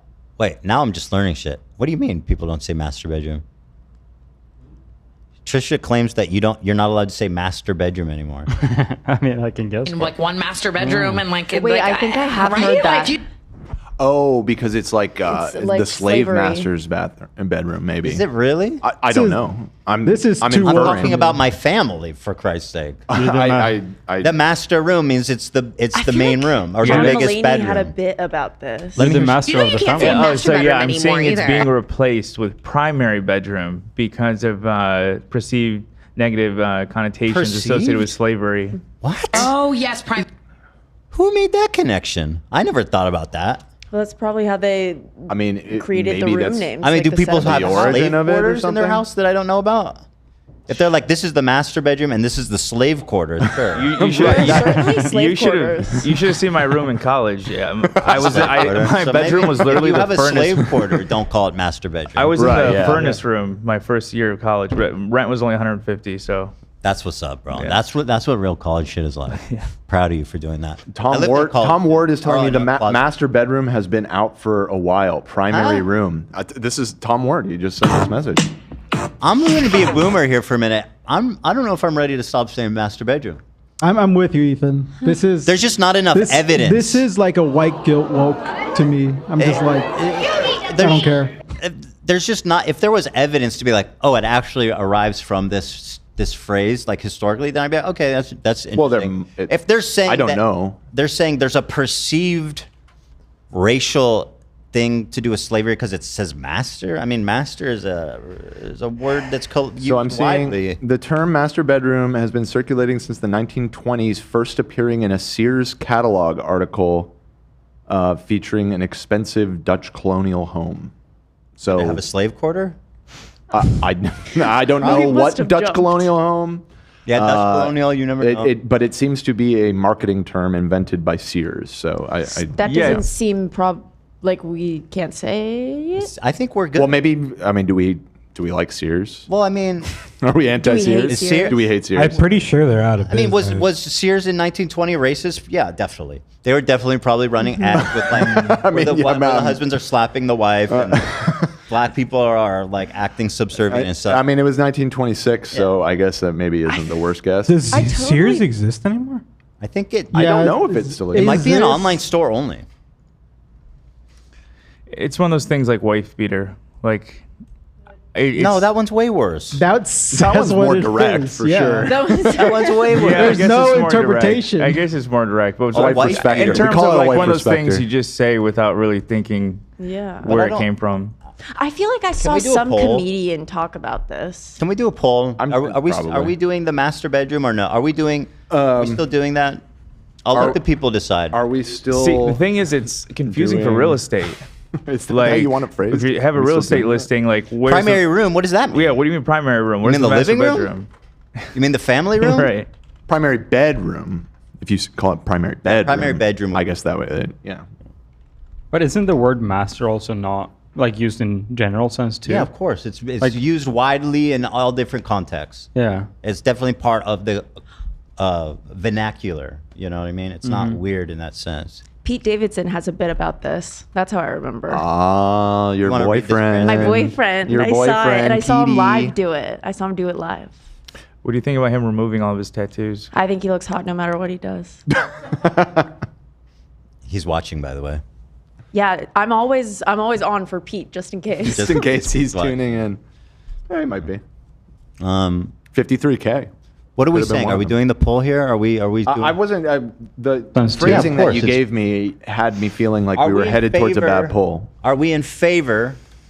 Are we using the term master bedroom? Are we using the term master bedroom? I just say it's my room. Yeah, I think a master sword. What's next? You want Zelda to change the name of his sword? His name is Link. Primary sword? His name is Link, not Zelda. Zelda is Okay, the Link, princess. fine. You know what I mean. Sorry. I apologize. Well, You know what I'm saying? Okay, the poll is up. Whoosh. Yeah, I'm Grandmaster in Marvel Rivals right now. Does that mean? That's fucked up, love. Wait, you're past Celestial? No. Oh. The season reset, It so I'm in a reset. lower rank He now. got knocked back down. Oh, that sucks, dude. I'm sorry. So we're looking like about I 26% love say that no, Yes. to 74% say yes. I love our audience. You know, you guys, you're very reasonable. We got to put our foot down on some of this. You know, unless you can show me evidence otherwise that it is like comes from racism. I am sleeping in my master bedroom. God damn it. Fair enough. Fair enough. We'll have to take it up with Sears. I'll take it up with customer support at Sears. Let's see what else there was. I'm not seeing bad poll. W poll. Oh, thank God. I love that fucking I was game. stressed. By the way, just preparing lots of different stuff. Maybe I can save this for. I'll save this.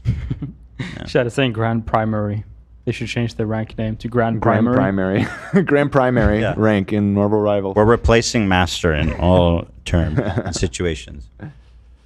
Master's degree, you got to change. True. Primary degree. Master of Puppets, the Metallica album.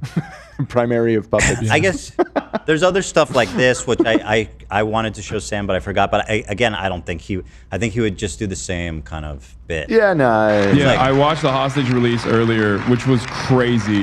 The hostage release, Hamas It's not only amazing has that- the drug that makes you dab up Hamas, they also now have a drug that makes you kiss Hamas. Yes, I saw that. They did it. They found even a newer drug. Previously, they had only unveiled their drug that makes you dab up Hamas. Now they got one that makes you kiss them. It's crazy. He's talking about Hamas propaganda. I like video. that both you and Hasan call it dabbing up. Because he knows. He spent enough time with me. He knows what dabbing is. I rubbed off on the guy. That's good. We have common ground. We can connect on that. And that you both say it wrong? We can dab each other up. Well, he dabs, I dab. Dabble in a dab. I think Sam, again, he's talking about these Hamas propaganda videos they put out and basically, making fun of the hostages and saying like, oh, they loved being in captivity. They loved their captors and all this kinds of stuff. Sam would have said the same thing. He's like, who cares? Who cares? I don't need to talk about this. There's a genocide in Gaza. It's like, okay. Well, I don't know how the conversation even would have wound up there, but again, it's no shade. It's a tricky thing to no shade to Sam. to talk about it. To talk about the conversation without talking about specifics of what you've taken issue with Hasan specifically, but it seemed obvious that he didn't really want to go there. So, it's no shade. I was a little catty with the way I said that. I didn't mean that. No shade. No cat. I'm just seeing what else I missed here. 70% of Israelis want Netanyahu to resign. That's very interesting. For a multitude of reasons, of course, but crime minister, and like, I don't think you can just hand wave again 500,000 people demonstrating, which is like a sizable percentage of the populace. That's a significant thing, dude. I think the point he was trying to make with that is that they were, not that there's anything wrong with it, but that they were doing it because of the hostages and less about... They wanted the war to end. How do you get the hostages? No, I know. It's a but ceasefire. I think he was saying it like if hostages weren't involved, it would have been a different thing. It would have been... The show out would have been different. Well, if the hostages weren't taken, then the situation would be completely different. And so, yeah, I don't know what that would look like, right? Obviously, there'd be even less justification. Well, not that there's any. Well, you guys were talking about how Israelis feel about it. If they, if they condone it. I think it's more complicated. I'm trying to say, and there's a lot of people out here who they wanted the hostage back. They want the war to end. I don't know. It's kind of splitting hairs. It's like the Gallant thing. It's like he wanted to ceasefire. Did he fucking hate and want to kill Palestinians? Was he genocidal? Yes. Did he want to end the war? Also yes. You know what I mean? So, whatever. Doesn't really matter at the end of the day, does it? I'm just going back over a few things here to see if I missed anything. Ban Emma Panda guy. He didn't take to the Tim Pool beanie thing. I thought he would love that. Well, it was a bit of a non sequitur, but I thought it was. I found it funny. I thought we could have a chuckle. He really he chuckled. He chuckled. You know what he did? The Majority Report took the song we released, Only Ever Wanted, and ran it through a filter to make it sound bad, and then made fun of us for having bad music. They did not do that. They did not do that. Sam Seder is a lying coward. By the way, I am not co-signing any of that. I completely disagree. He's a good man, and he's not a liar. Ethan Klein is damaging everything, making it all worse. Great. Do you think Sam's going to take your voice and put it through a filter to make it sound worse? I hope. Is he going to send you to the beach that makes you old? Oh, that's scary. Whoa. What does that mean? It's just a little throwback meme.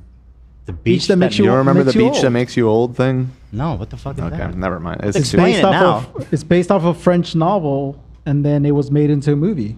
The beach that makes you old. Bro, please stop. You need to explain what the fuck that means. The beach that makes you old. Just roll Yeah, with there's it. a beach and it makes you old. I hear so much shit Yeah. in this office where I'm like, yeah. And I just pretend like I know what's going on. Just smile and wave. What the fuck is this? What is this? I sent you the Know Your Meme page, and No, it'll I tell you know. I've everything you never need heard to of know. this before. The Beach That Makes You Old. Oh, that was the name of a Shyamalan movie? No, it's just called No, Old. it was called Old. Oh. This sucks. That guy's an idiot. The Beach That Makes You Old refers to a series of memes referencing the phenomenon of a beach that ages people from M. Night Shyamalan's thriller film, Old. Following the premiere of the film, jokes about the beach gained viral spread on social media. Okay, The Beach That Makes You Old. So how was that? What did you guys say about The Beach That Makes You Old? You said something I don't even remember. We need to anymore. litigate. It doesn't matter. It was just supposed to be an offhanded comment, and we got sucked into it. Okay, well, He apparently said that's where Sam's gonna send you. Oh, right, yeah. how does he have access to that beach? I don't understand. Why does Sam have access? That's part of the to beach that mystery. makes you old. That's part. That's what makes it thrilling. What does it mean about Sam? I don't know what the implication is. I don't know. Not good. I really don't know. Good. Let's see here. Oh. Blah blah blah. Yada yada. I kind of want to show all this too while so many people are watching. You know, here's what I said. Let me just clarify. On our so that's what the one I showed you guys earlier is what I said directly after October 7th, right? This is now like a year, or no, not a year on. This was our last conversation. I don't know how when was this from? Anyway, this is what I said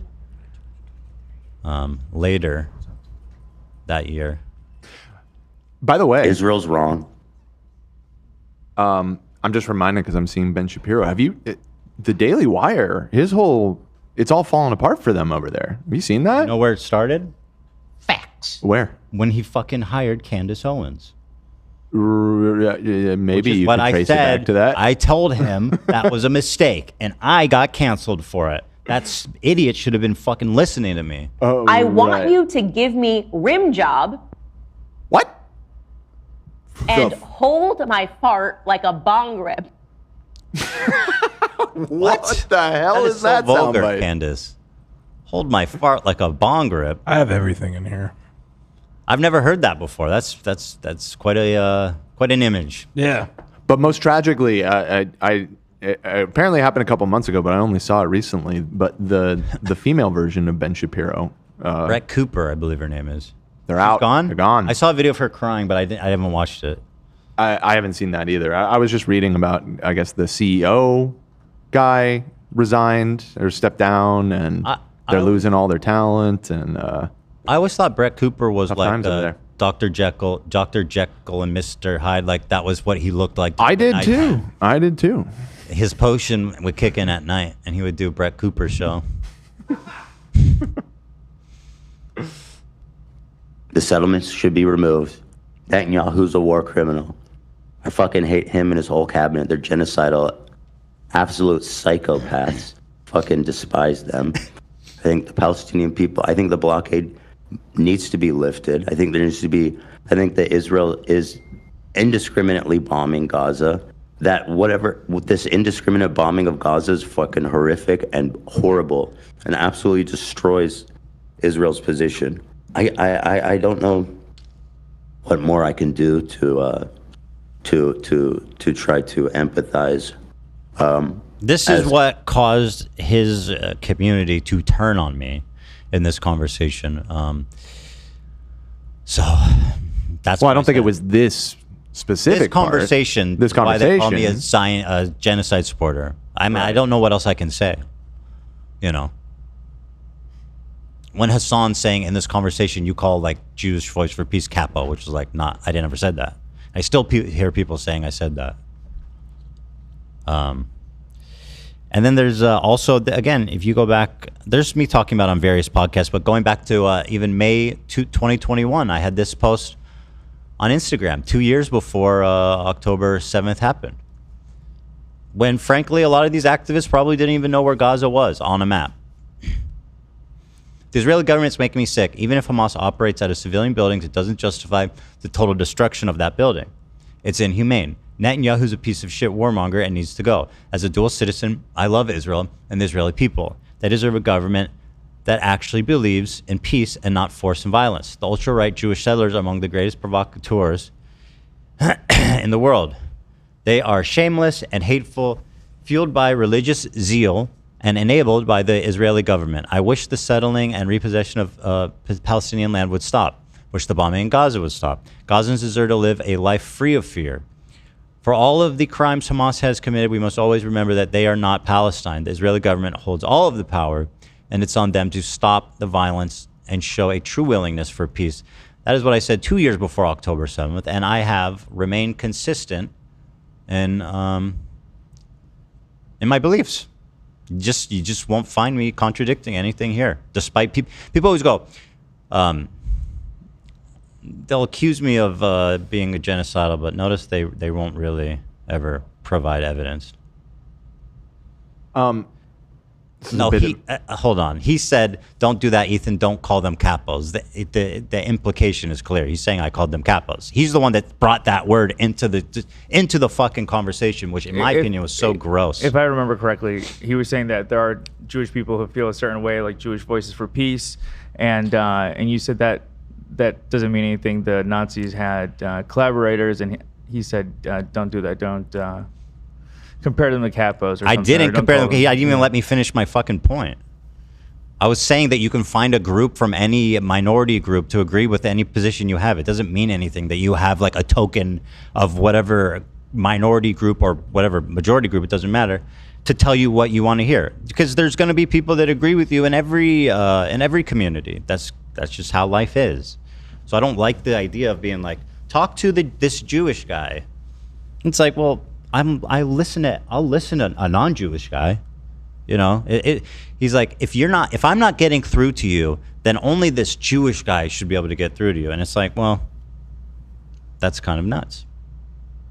Yeah, and now people say I call Jews who don't support Israel capos. I see that all the time. I mean, it's insane. Which is not true, of course. Otherwise, I'd be one. Now, can I hit you with this slight non sequitur? It's not a total non sequitur. There was a donation from Olivia Johannes, who is a 31-month member. Thank you for your support. At my corporate job, we can't use master resume or headshot. Has to be primary resume or staff portrait. What's wrong with headshot? Because that's why I'm bringing this up. Like a gunshot? Why clearly it's a photograph. It's a photograph. It's a headshot. Taking a shot. That one is. Why are we doing this, people? So they can't say headshot and they can't say what? The other one was a master resume, which frankly I'm not even familiar with that term. I don't know what that means. Moralists. But it's the headshot part that caught my eye, because that seems. Don't even say it, bro. That seems a little far. That seems a little over the top to me. I was planning on ending the episode after the debate, but honestly, there's so many people watching. I think it'd be a shame to not continue to have some fun here. Well, we're at we don't have that much time left, 3 hours and 1 minute right now. So let's have a little fun here. 30 minutes. I knew when you said it was going to be a short episode today that you were a liar. That was a lie. Yeah. I never lied, Dan. Not intentionally, anyway. You guys want to talk about JoJo controversy, or you want to talk about mini goss talk? We need more time. Which one is more light? Which one's more fun? The goss talks. Blake Lively and Taylor Swift are. That's super quick. I could do that one. This headline that Olivia wrote: Blake Lively is down one dragon. That's right. Khaleesi lost one of her dragons. No, just like the show. Travis Kelce, he unfollowed Ryan Reynolds on Instagram. I did see that, and I am on their team. I fucking hate that dude. All right. We don't know what it means. He's we annoying. just know that it happened. That's all we know. I stand with Kelsey. Are they going to get married and have kids, do you think? I think so. I don't know. Good for them. Looks like you know. Travis Kelce and Taylor Swift. Mm-hmm. Yeah, Yeah, I'm rooting for them. For not being. It's got to be hard to maintain a relationship with their lives. The chat's saying they want JoJo, but frankly, It's too long. Do a poll. Do a poll. No. Yeah, as long as we need. We literally like don't. an hour and a half. That's like a fat segment. That's going to Really? take. You guys don't. Well, we could start it. There's a lot of media from it. We're doing a poll. No, Ethan, just save it. Save the juice. Save the juice. Save the juice. Save the I juice. promise. It's going to be really good. Let's do it on Friday with You think it's Hasan. an hour and a half? I think so. Let's save it for the show. Nate suggested we do it on Friday with Hasan. Get his take. Oh, he'd love it. I Good have icebreaker. I have something I want to talk about real quick. Okay. Ethan, I sent this link. If you don't mind opening it. I got you. I'm opening it. It's my H3 wiki page. I'm not even that familiar with this website, but if you scroll all the way down, Clout Goblin, AB's Burrito, Flocka, they have everything. Holy they have shit. everything. If there's one at the bottom, that's for advocacy. Activism? Yeah. Okay, so right here, see the flag. This is the mural at the University of Michigan Dearborn, where I went to college. And when I was president of the Arab Student Union, I petitioned to have the Palestinian flag added to this, and it did. It eventually was added. This website. Is it in this photo? It's in the bottom left. Oh, I see it. Yeah. There it is. So if you read the description right here, it says that the Palestinian flag was initially there, and I fought to have it removed. Wait, what? Where does it say that? What the fuck? Yeah, it's. Did someone? It's the last paragraph. One of the most notable. Oh, that's someone just vandalized this. Well, this is a wiki. Anybody can edit it, right? Yeah, and this isn't. That's Go in there insane. and fix it. One of the Andy. most notable attractions of Dearborn's Get campus Throst on this shit. is a vibrant mural depicting the world's national flags. When the mural was originally commissioned, the nation of Palestine was included. AB consistently petitioned the school's administration until he achieved the removal of the. That's so fucking And insane. these are the people I'm talking about. These are the people. These are they the ones who don't give a fuck Yeah. about Palestinian people or the truth or about what I actually believe, what you actually believe, anything. Yeah. They will go to this wiki page and say the opposite of what you did. It's crazy. That's crazy. Well, obviously someone's gonna fix that. Yeah. No, I just seeing examples like this. Can I ask how you found this? Reddit. Oh. I get notifications. I get notifications on this. I check it every day. Yeah. No, it was on Reddit. Someone posted it like 15 minutes ago. I miss AB's Burrito, man.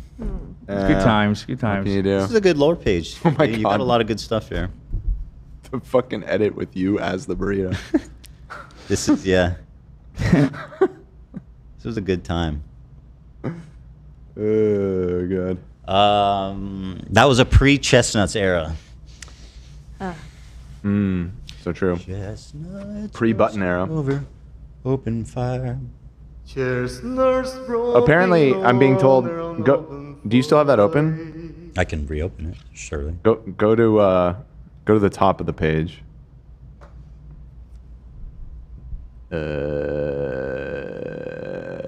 This profile, occupation full-time snowboarder, gender unknown, eye color none, None. height average.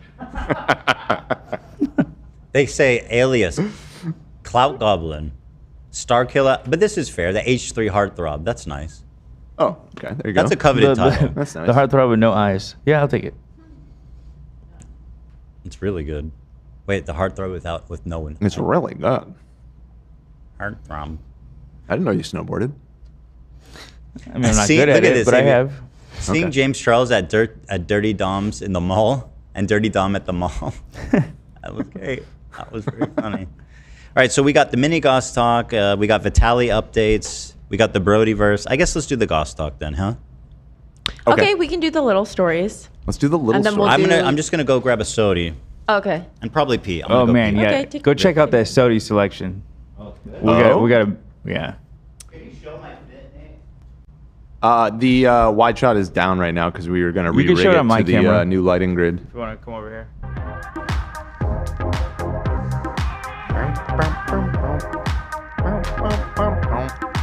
My NDI is frozen, but you're right. Oh, you can see it.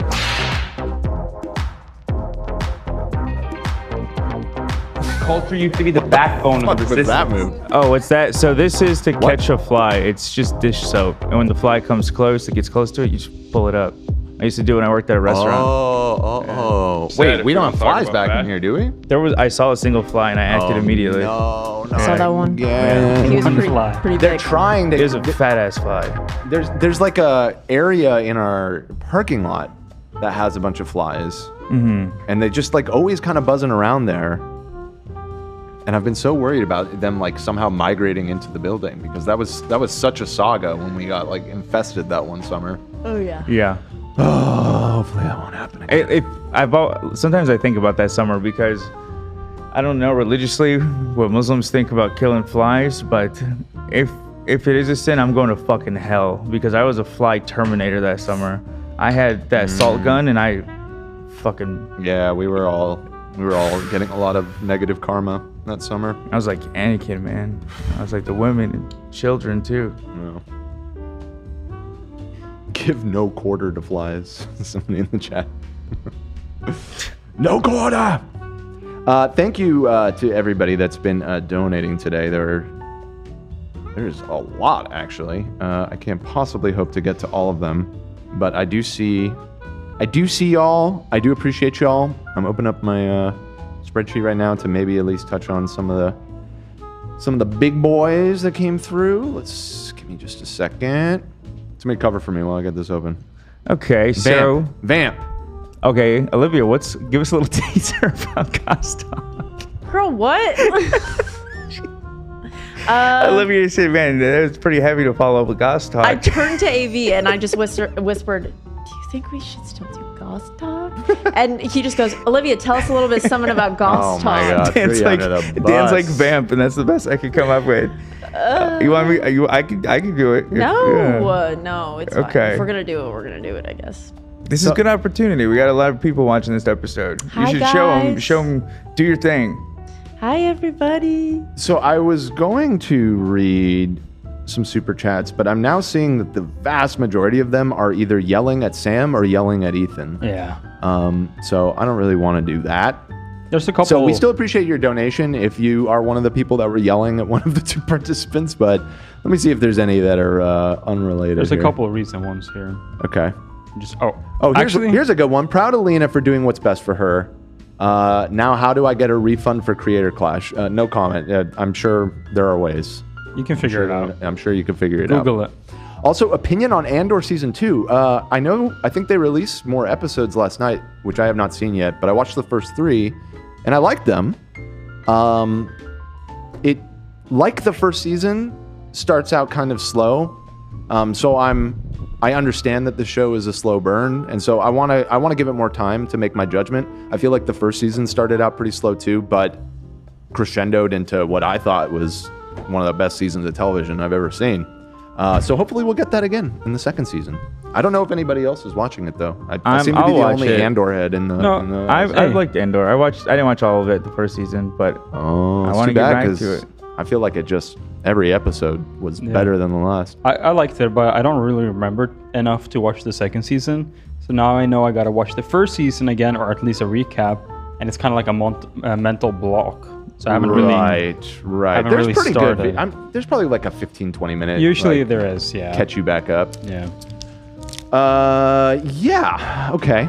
Let me see if there's any other relatively neutral ones. Here, I like this one. It is related to the discussion, but here, Gunhaver said, I think Dan won. Thank you. Thank you so much. I'm so happy to hear that you feel that way. What else? Blah, blah, blah. Oh my God. Y'all are just... Let's do it. Y'all are just slap fighting in the... I guess I should be thankful for all the donations, but usually people... Well, I was going to read super chats, and I'm realizing the vast majority of the super chats were people either yelling at Sam or yelling at you or yelling at each other. Really? Yes. They were fighting? The super chatters were fighting? So... and then Sam's fans, or maybe our fans that agree with Sam, were paying me. Right. I think it's a little strange way to argue, is through like paying to argue, but I think it's a great way to argue.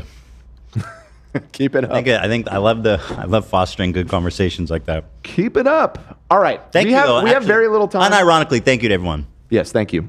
We have very little time left, so whatever we're gonna round today's episode out with, let's go ahead, Olive. Let's do it. Chop. Okay, so there have been a few stories. Chop, gossip girl. Hey guys, let's do it. Yeah.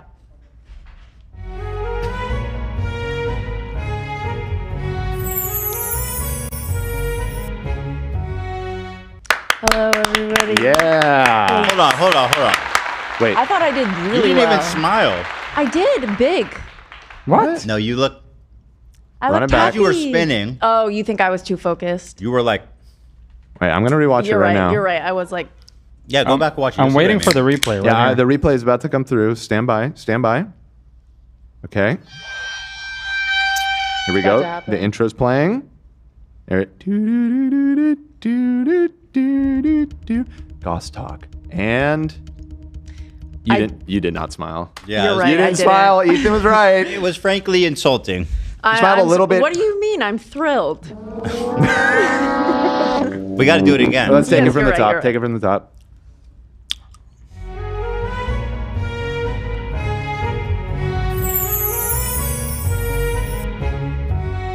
Oh yeah, look at that, man!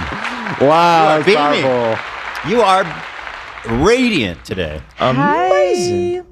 Okay, so we've got a couple quick stories to talk about because we haven't had Goss Talk in a second. So there's been a lot of chitter chatter about Ariana Grande and her boyfriend Ethan, who we know a lot about. We have come to Evil somewhat Ethan. of an answer, but there are clips that I want to analyze because we did have a disagreement in the office. This was months ago, but we never got a chance to watch it. They are, let me scroll to Goss Talk.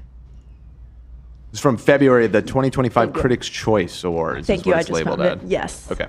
Should I play? So she puts, or he like, she moves his hand off of her waist. And Interesting. people had something to say. They were like, mm-mm. Let me see. So like he went for her hand first, she moved it, and then she moved his hand off She of her doesn't seem waist. upset though. She does not. I think it might be that it's part. She doesn't want her hand that part of the costume or something. She is wearing a pretty elaborate dress, you're right. Go back. Let me see this again from the beginning because they're both smiling and having a good time, presumably. And you're She's doing touching well with him. context clues because the answer that we got is that they were seen together a few days ago, but I still want to go through these clips. Sure. I don't see this one as Got it. Indicative of anything. This was the biggest one. Really? Yes. Damn, y'all fucking need a Wait, life. you're giving Ethan such a pass. When I said that I didn't think this was anything, you thought I was Well, because nuts. now we have an answer, so I'm a little bit less. I'm always ready what's your for take? anything. My take when I saw it was just like she did push him away twice, which is Twice? like if I did that to my boyfriend, I would probably just be like, oh, was that mean? Wait, twice? I don't see it. Are you counting once. this as the first push? So the first push in my brain This? to go back is when she's talking to him and she like has her hand up and then he like kind of goes to grab it and then she moves it. I'll say something. I find the way she's touching him right now to be very. It's just not the way I would touch my significant other. True. They are also, I agree, they are also being watched. And True. there is a lot of, there's like a lot of hatred around them as a couple in general. Because They're both actors. They are both actors. They're looking at each other like they just saw each other for the first time in a year or something. Yeah, it's been a minute. A lot of the comments were like, wow, when you like run into your colleague. Or maybe he's seeing her outfit for the first time. No, they must have arrived together. Yeah, doesn't it look like he's like, oh, hey. Yeah, it looks like he's looking her up. Like, looks awesome. Oh, true. If He that- said you look amazing. So then this is totally, they're all absolved. This Oh, you makes think? sense. The touching makes sense because he's trying to look at her or they're good. He's admiring the costume. I think that that's a great analysis. Slam dunk. Yeah. Dan, I think that's a great analysis from Ethan. Thank you for pointing that You out. got that, Dan? Dan, your thoughts? So Okay, what else? That's great for you. Because there was more. It wasn't just this, right? A lot of these rumors came from blind items. There's this blind item account called like Party What's a blind Day and item? Nights. And blind items is where people give anonymous tips. It's like Dumois, but okay. this one is called like Party Days and Nights. And it's been on Twitter forever. Okay. And sometimes they're right, sometimes they're wrong.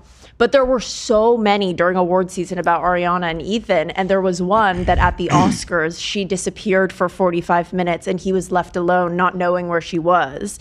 And so then there's this video at the Oscars that people were like, oh my God, like they are so not together anymore. But honestly, Okay. I don't know. Let's see. Well, why would they pretend to be together? Who cares?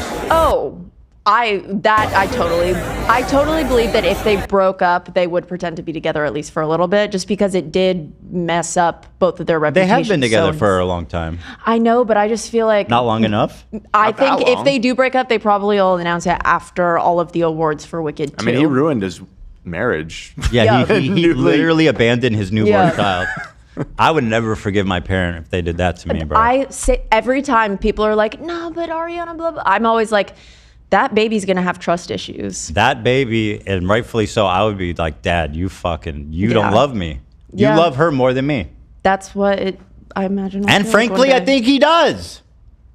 Dumbass baby. Which I think is why so much of Twitter is like, I Whoa, want her him dress to is get, crazy. I want him to get like what he deserves. Like I want her to break up with him and her to be independent and him deal with this mess that he's created for himself. Because I do want to believe that Ariana, I don't want to get into it again, but I want to believe that she's awesome. And I think that what happened sucks. I still can't believe that she was okay with all this business. Me too, because I don't expect anything from him. I don't need him to be a good person because I don't care about him. I'm a huge fan of her, though. I really want her to be nice. You can't just go be with. You can't just go be with a dude who was married and just had a kid and be like, we're together now. Like, that's fucking insane. Yeah, and he's all.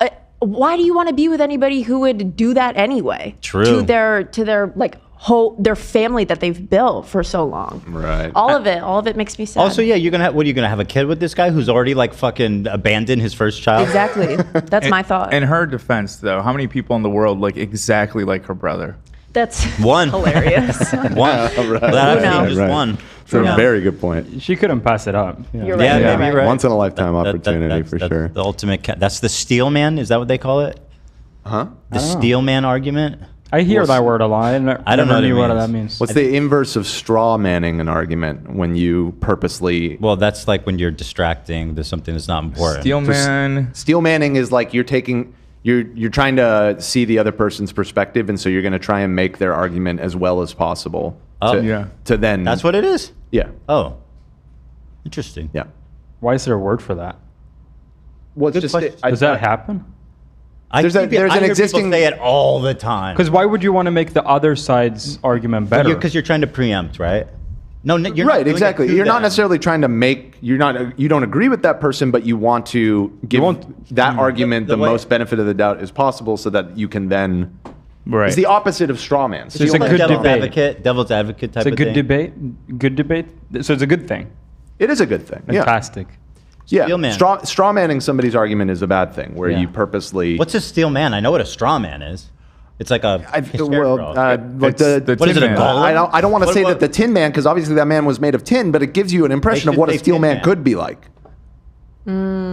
Steel man is like who? What does that even mean? The fact that there is a straw man in I Wizard mean- of Oz makes me think that they should have called it Tin Man.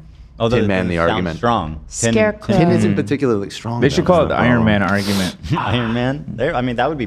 This is such a brain twister, man. It's I don't fantastic. know. I don't know what to think. It's really fantastic. Anyways, her dress is really. That is a cool dress. Crazy. Anyway, let's watch. It's interesting. All right, let's It's see it. beautiful and interesting. Oh, you don't like it? I don't love it, but it's fine. Okay. I don't know what to expect with you ladies and how you talk about It's dresses. stunning. It confused me when I It's first saw it, but it so- is strikingly stunning. I genuinely have zero ability to predict. Me too. If outfits are good or not, like with these extravagant ones. A lot of people did love this. I'm kind of an outlier, and like I was. It looks like a beautiful spacious. jellyfish, but I wouldn't wear it. There's a lot of space under there to Totally. just be naked. She's just naked, practically. No, probs. Probs just like little bike shorts or something. Okay. Anyway. All right, play. Anywho.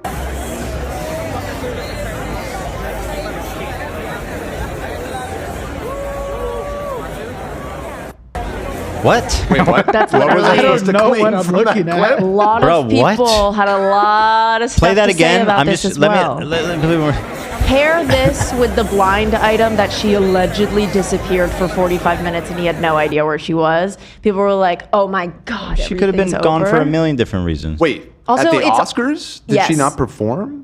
She had a lot to she do. did. She did perform. She opened it with Cynthia That could take some in a time. red dress even, and she had to change. I'm sure. That sounds like she probably had a lot going on that night. Oh you my know, God. that's a nice conclusion to come to. I kind of agree. So what do people say about this clip? People said about this clip, she obviously doesn't want to hang out with him. She's like not looking at him. She's going with her mom. She's clutching onto her mother because she doesn't want to go with Ethan. I think that all of that is kind of jumping to conclusions when I was speculating whether or not they were together, just because like if everybody's talking about it, I'm interested. I was like, it is Sure, but it's not enough. Play it and again? it's never enough. This is her mother? That's her mother, Joan Grande. She looks just like some famous actress because that's who I thought it was. Liza Minnelli? Oh, maybe? She does look like Liza. I think you're thinking of the person from Arrested Development, Dan. The mom?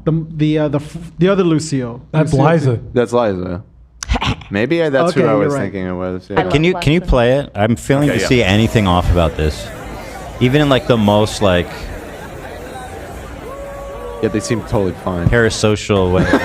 Yeah. That's. I I literally think it's more interesting how people perceive this as being like, oh, they fucking hate each other. So someone in chat said they seem distant, which was the sentiment online, but like everybody was saying it. What's the time difference between this clip and the last clip? This was the Couple minutes. Oscars. When did the Oscars happen? It was in February, I want to say, right? March 2nd, 2025, and the clip we watched earlier is February 2025 as well. Wait, yeah, it was February, and then March. Thank you. The chat's cracking me up. I'm having a hard time here with this specific clip, but surely there's more, right? So no. No, that's Wow. So they were spotted From together those for two the clips, first time. the internet concluded that That they they're were no done. longer together. They're done. There were blind items that they had broken up. That like it wasn't just a blind item. Well, that that's she interesting because I disappeared. feel like that's a good demonstration of the power of suggestion. Correct. Like if you're going into it with, like you've seen this blind item or whatever, and so you think, oh, they're broken up, and then you watch the video, you're gonna read into that however Yes. you want. And that's the complicated issue that I came here to teach today. Oh wow. Yes. Wow. And I'm glad that you What a all good got lesson. there. You Is guys there all another found your one? way. So the other day they were spotted for the first time together in months since like awards season. And they went to Little Shop of Horrors, Ariana Grande's best friend from like she was in a Broadway show with her called 13 when they were teenagers. She's starring in it right now as Audrey. And she went to see her and she was photographed. This one? Yeah, if you scroll through, Ethan's in there with them. And everyone's like, oh, they're together. Oh, so yeah, because she could have completely gone to that alone Totally. without any eyebrow raising. Or taking a photo with him. Yep. Right. GG. However, They love okay, each so other one of dearly. the blind items GG, they're in love. before Let's go. that the video where she like moves his hand off of her waist, specifically what it said was that Ethan was upset that they weren't making more public appearances together. And then that clip came out. So then people were like, And what's their evidence that he's upset? That there was no evidence. So how do you get confirmed for a blind item? Could I send one in? You could send one in and they would post it. they don't even. That's fucking literally ask it. questions? Zero verification I whatsoever. don't. I think Dumois is a little bit more prestigious. I don't even know if they ask Prestigious. questions. Prestigious is amazing. I'm going to just start sending in shit and try to make it on the show. Okay, let's see. That's a Well, really funny presumably idea. with zero filtering going on, all kinds of just completely insane stuff would be getting, because that's a very popular Instagram page, right? Yeah. I think it's They must probably do, got to like, sound plausible. Yeah, like some degree some sort of vetting. I can do a little bit of investigation and see if they ask I like questions. the idea of sending fake shit to get him to read it for the Let's try show. to I do should that. send stuff about you. Sure. I don't know if I'm worthy of one of these. I just blind saw pages. Ethan Klein from the H3 show farting like a I did the motherfucker in a farting, I Denny's. did. But you I've guys wanted are- more. Denny's Never story. happened. You guys have verifiable sources though, so Yeah, could send images. Literally, Proof. it has never happened. And it's defamatory. Agree to at this disagree. point. Agree to disagree. Okay, so is that everything, Olive? That's it for the Ari story. If we want to, Let's do the other one. you want to do JB? Yeah, fuck it. People are still worried about JB. So I'm gonna grant him grace, if I'm honest. Okay. People are being really mean, and you know me. I do not like the way he treated Selena Gomez. I think that he is going through something right now, and it's. Should I pull this clip up? So this was the first thing that we saw. This wasn't very bad. He was at Sexy Red's birthday party, but all of the like Haley Justin haters were like, oh my God, he went in for a lip kiss, which in my personal opinion, he was trying to avoid her hair to get to her cheek, but he Let me couldn't see. do it. But they went to a strip club together and they were like posting videos at the strip club and people were like, would you let your husband do that? And I don't know, like Haley commented with like hard eyes and sure. Wait, Haley was Wait. there? No, Haley, as far as we know, Haley wasn't there because she wasn't pictured in it, but she commented on this on the Listen, Instagram it's her that he birthday posted. party. If she's having a birthday party at a strip club, then That wasn't a you lip could kiss, show up though. for your friend. It wasn't a lip kiss. It was just like on top of her hair, I think. Oh, I thought you said lip shit. No, Kiss. people were like, Nah, did he that try to wasn't- go in nah, for yeah. one? He was just trying to be polite. I think so too. Yeah, I agree. But personally, I would never kiss anyone. Yeah. For no reason, ever. Except my Why risk it? girlfriend. Why risk it? No, but like that for me personally, and I know other people don't agree probably, but I would never ever kiss anyone but my girlfriend. In Israel, and I think in at least in Israel, I know it's normal when you greet Yeah. a girl, you go. There's lots of cultures that do that. Yeah, But you don't for really sure. kiss. You touch. Where I'm from- cheeks and make a kiss sound. Yeah, unless I have one uncle. He's too lazy to go cheek to cheek, so he knocks them all out at once. Just all at once. That's fun. It tickles. Burst fire. Yeah. Kissing my ass. That's fun. What a great time. Yeah, I think he didn't do anything in this one. Okay, Slay. I Yeah. agree. He did catch a lot of flack for that. That's insane. I agree. But it was, to be fair, we have looks talked very- about like all of this shit. Do you remember last Goss Talk when we were like, Justin was spotted at the same restaurant as Haley and Kendall, but just an hour later and he ate there alone. She was spotted without her ring. It was like kind of right after that. So people are like, People are "What's in the going on?" conspiratorial mind. Yes, correct. Okay. He looks like a Um, leprechaun or something here. Mr. does? JB, let me see. He's just got a weird Oh, thing. stop. I see it. Do you look at the Irish? Why is he so distorted? I don't know. He looks crazy No, in he the just shot. looks It doesn't happy. look like him. Who's just looks Sexy happy. Red? I've only ever heard of her. She's a rapper. Yeah. And when Kendrick referred to her, and he said, "You, You and think Drake. you two bad bitches." When I see When you and stand Sexy next Red, to I Sexy see- Red, yeah, believe you see two bad bitches. Yeah. Yeah. Sexy Red. Who is this? Does she have good songs? Rapper. Mhm. Yeah, she has a pretty good song. She has a pretty good verse on the Ty the Creator album. Okay. Cool. What else? Okay, so after that happened, then Coachella took place, and there were a lot of videos. Let's talk about it. Famous people, when they're at Coachella, they are under a microscope. All of these videos could be nothing. People do think that he is on something in these videos. I'll tell you, I'm the expert at Okay. this. In one of them, Haley is seen moving Justin's little brother away. What brother? This is what, Yeah. Little brother. this is what Justin Bieber fans need to be worrying about instead of being obsessed with Selena Gomez. Okay, well, Well, ignore the. Just watch the Says video. the account called Selena Love, and the profile picture is Selena Gomez. Stop. That's Just watch Olivia. the video. Hey, Dan, that's Olivia's alt. Come on now. No, don't even I'm worry. kidding. It's, Sorry, it's sorry. totally not. he's blazing a blunt. I mean, that's on camera. Right. But that's people know that he smokes weed. Well, I And mean, also- okay. Yeah. Listen. It's been a while since I smoked weed, but that can make you act a little cuckoo. Yes, absolutely, totally. Acting cool. What? That posture is wild. That's what a lot of people were talking about. See, People are even looking at him like, "What is this dude?" Like, I He feel looks like if like he you. wasn't Justin Bieber, people would be looking at him like, "What is going on here?" But he has been doing this posture. To be fair, Is that like a gag? well, do you guys remember that one where he was like talking about the Bible or something, and he was sitting in the staircase? He was doing the same posture. This is a signature JB move. Really? Mm-hmm. This is more I know than where I've he ever learned it. seen. This is more quasi than I've ever seen. More Check me goblin. out. Show my screen, Nate. Oh. Oh my God. Go back That's and forth. Ethan Klein at Coachella. A-B them? Dude, it's the same picture. It's the same. He learned it from me. Wait, yeah, keep it like Whoa. that. You Hold probably on. Your saw slope this. might be crazier than his. Yeah, I think so. We don't need to measure. Dude, you look like one of those dudes from Halo. This picture is An elite? very, An elite. very exaggerated, guys. It's just it's a screenshot from a video from a live stream. Yeah, but it's No, low def.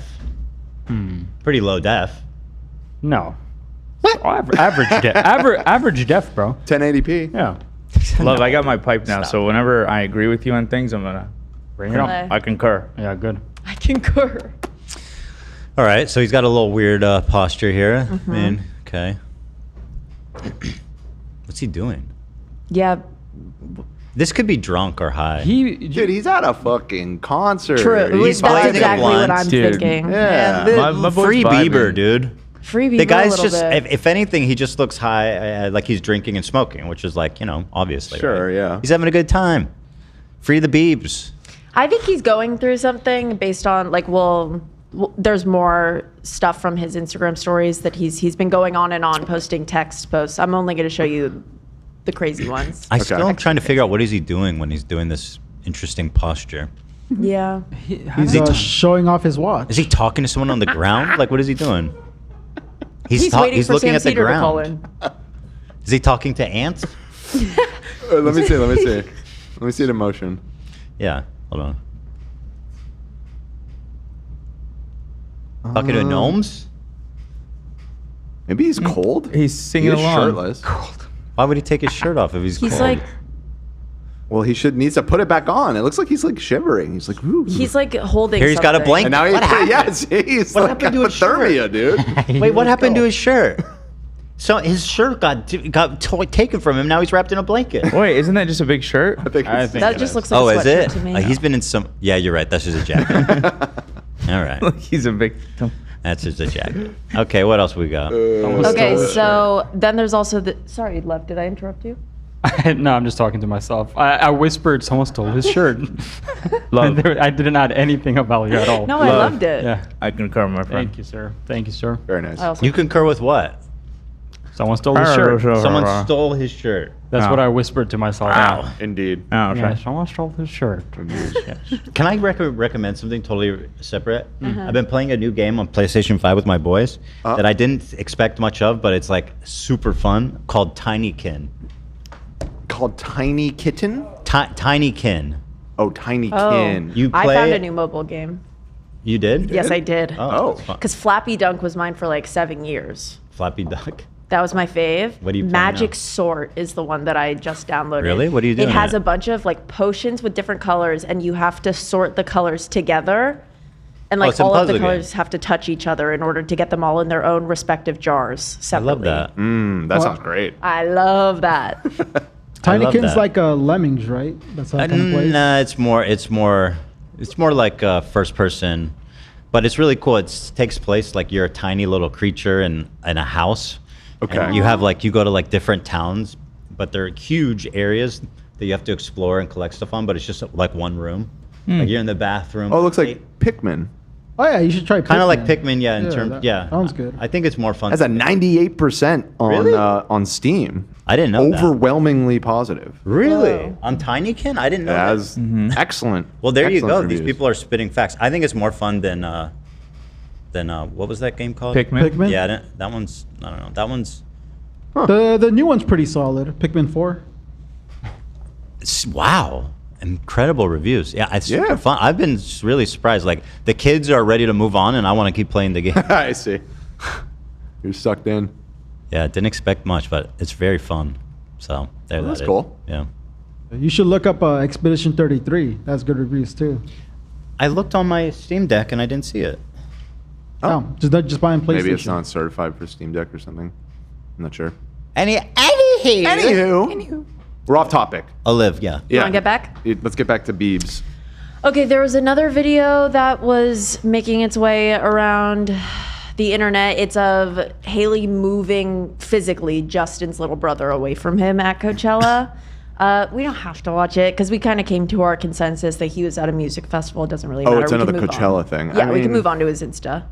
Okay. So after Coachella, a lot of people, the internet was worried about him speculating, and Justin posted how everyone is jealous of him and Haley because they are up right now and they are going crazy. This is one of his poems. This is one of his Oh, he just needs to text stop posts. doing this. He's posted a lot of them recently. What? You wanna read it out? I can read it. Why does it look like this? I know, right? It looks like a photocopy. Deep like fried. he did a photocopy. I He don't know did, how he he- did this at Xerox. This is his journal. He went to Kiko. Is that what it's called? Kinko's. Kinko's. Yeah. He's using like an app that does this. I know because I have a friend who does quotes on Instagram. Interesting. I love those friends. Shout out Writing to Inspire. The feeling of guilt can be relieved. How? Not by going to church or reading your Bible. I love how in his poetry he does it. He just says "you're," like you are. You're. But just receive that God for, but just or reading your Bible, but just receive. He's misspelled this, right? He's known to have spelling errors in his Insta. To just sometimes. receive that God forgives, the message is forgiveness. Jesus forgives who the Probably culture. the culture never forgives. Bro, didn't he posted this? He didn't proofread it? I don't I'm think so. kind of following it. I'm just saying the weird typos. They treat me like ass out here. But if I remember that I'm flawed too, God forgave me. It helps me to stop feeling better than those people who are mean and hurtful. I don't want to be, I really don't mean this in the worst way possible. He started, he became an artist at a young age. Yes. Yeah. Did he finish high school? Probably not. I assume he traditional. probably Giving was didn't finish high not school. traditional. Yeah. He probably got like a homeschool. I can tell. Yeah. And the word, and not in an offensive way. Just He's talented in other areas. definitely. Yeah. Like Orchestra. Like playing orchestra? the drums. Wait, whatever happened to that? Did that conversation? It's still in. It's happening. Oh my- You're taking point on that? Okay, good. We never. Oh. It was a members app. That's gonna be I don't big. even think people Yeah. know. He received his diploma from St. Michael Catholic Secondary School in 2012. Slay. He did finish high school. Completed the required coursework. Good for him. That's fantastic. How old was Justin Bieber in 2012? He must have been just 18. That's the yeah. right age. It helps me to stop feeling better than those people who are mean and hurtful. Because when I'm really honest, I can be mean and hurtful too. That's very introspective. My instinct is to be like, damn, I wouldn't gossip and spread lies about someone on the internet. But there's other shit I do I'm not proud of. That God is gracious with. Hurt people hurt people. And honestly, if I was you, it would be hard not to be jealous. If I saw me and Haley going so brazy. What the fuck? He What does that mean? really lost me here. So brazy, it's crazy, but it's what the Bloods write because they don't write C's because C is for crypt. See, this is just your average Christian rambling, in my opinion. yeah. I Overcompensating. think using brazy like that is kind of brazy, frankly. I think it's brazy. embarrassing a little bit. It's really up for us, and that's understandable why people can't stand it. I don't blame them. Okay. I just feel like I don't know. I used to have like a few like actually practicing Christian friends when I was younger, and they just be saying shit, bro, just like this, like things that don't really make sense about This religion does? about forgiving and whatnot, right? And introspection Yeah. and all that. but the part about like What the fuck me is and this? Haley are up right now. We're going brazy. It's like, does that really belong in here? I don't know. Oh, why is this hat? Is this real? Yeah, she did some But sort why of does this hat segment. look like that? The hat's moving. The hat's on the string. It's moving throughout the. Huh? Yeah, How does it stay on his head? It looks Maybe like he it's didn't not. want to mess up his hair. But it doesn't Oh, look I like it's think on you're his right. head. It's like floating. Yeah, it's on like a stick. Don't mess with the hair, man. What the hell? Okay. Well, yeah, no wonder he doesn't know shit. Fucking look who the provost was. There was one time he was on David Letterman. He was like 16, so give him grace. But he had just gotten a tattoo, and he was like, "It's the 16 Chapel," and The 16th. And he was like, "What?" That's He was- awesome. And then he like grabbed his tattoo, and then it became a controversy. Why? I know. Okay, you want to keep reading? Did we finish it? We finished that one, but then there was We'll one do more. one more. There was We'll do one one final more. link in here. Did we read The Lion? No, we haven't read it either. Of Oh, these. this is the new one. Yeah, this is the new one. All right, you ready? This one, right? Mm-hmm. Yeah. Justin Bieber says he won't leave LA over paparazzi. You think I'm going to get bullied and leave when my influence is most needed? Are we going to let these fuck boys keep treating me like shit and not change laws? People have had to die because of this shit. Princess Diana is the first that comes to mind. Shake my head. I mean, yeah, dude, there's no question this guy gets absolutely So he's harassed by. specifically about being harassed by. So I'm going to paparazzi. show you this video. He was seen and recorded at like a coffee shop a few weeks ago, going up to the paparazzi saying, "You just want money, money, money," and like doing this all around. And people were like, "Oh, is he okay?" I mean, I understand getting angry about that. Yeah. People people aren't meant to be that famous. I know. Like everyone in history who's been that famous has kind of lost their mind in one way or another. I can't imagine. So scary. Sadly, it's an Ollie London tweet. Oh my Ollie London? Oh, I missed those Ollie! days. Randomly screaming What is that that, in the Zach? office. Ole! Ollie London. What is that? I don't know. I can't. Whoa. You don't know. It just, That's I just rare. paused it on. It must be a shitty watch. I don't If think Zach so. doesn't know about it. It's hard to say though. It's hard to say. Oh, Justin, okay, let's watch. Money, money, money, money, money, money, money, money. Money, get out of here, bro. Money. Give him money. All you want is money. Go, get out of here. All you guys want is money. Does he just walk around with his shirt off like halfway? He should like that. Is that a look? I don't know. Kind of. It looks like I he mean, just like, finished breakfast. I he mean, my looks God. good. It's like a maybe like at the basketball court. No, he just Getting finished off. breakfast. It's hot guy shit, Yeah. dude. You wouldn't Yeah. understand. You said he just got at a coffee shop He's Well, going he's into walking one. into one. it with his looks like. shirt half off. Yeah. That's some. It's a sweater, first of all. But he's no, but you can see Second of all, his skin. it's meant to be worn that way. I'm more interested in the super white underwear and your pants sagging that much. Like that's brave, man. You think he gets streak mark? Might have a This little. is, that's a mate, fine I'm amount of nervous. sagging. Or no, he needs to pull it up like an inch. No, Justin. Honestly, it's I can't judge this because it's an insane situation. Mm-hmm. What kind of coffee shop does Justin Bieber go to? Is this special? Or just a normal? Probably. He doesn't go to a normal coffee shop. It looks like a valley. It's in the valley based on just. That's got to be the valley. You see Or the reflection. Malibu. There's a Ralph's in the reflection. I might be agree. Malibu. The vibes are valley right here. Malibu? These are valley Maybe vibes. Malibu. No, it's not. Malibu's so small. I don't think they have big outlets like this. There's no Ralph's in Malibu. Yeah, that's not necessarily true. It's so small. Maybe there's an article saying I think there's exactly at least where he one was. Ralph's in There's a Malibu. Vaughn's. Or maybe it's a Vaughn's, yeah. I want to see the Vaughn's. Because I stopped there to pick up like stuff. I for want to see the Vaughn's beach. in Malibu. Okay, done. It's right Stand off by. of Sunset and PCH. In Palm Vaughn's. Springs. Oh, that was okay. Dude, there are multiple. No, there's not multiple. There's a Vaughn's and there's a Pavilions. Vaughn's, There's a Pavilions. Sunset, PCH. That's the Vaughn's. All right. Well, Right by Kane and Dune. I found another video he posted 5 days ago of him just walking out of his house. It seems like. oh man, this has to stop. So it looks like he's being harassed by. What's the deal? Are they like going particularly hard on him lately? It seems like it. Probably because of this. Yeah. Yeah. Watch out, watch out. Coming out. Hold this right here. Let's go. This way, guys. Watch out, guys. Watch out, watch out. Look at these guys, man.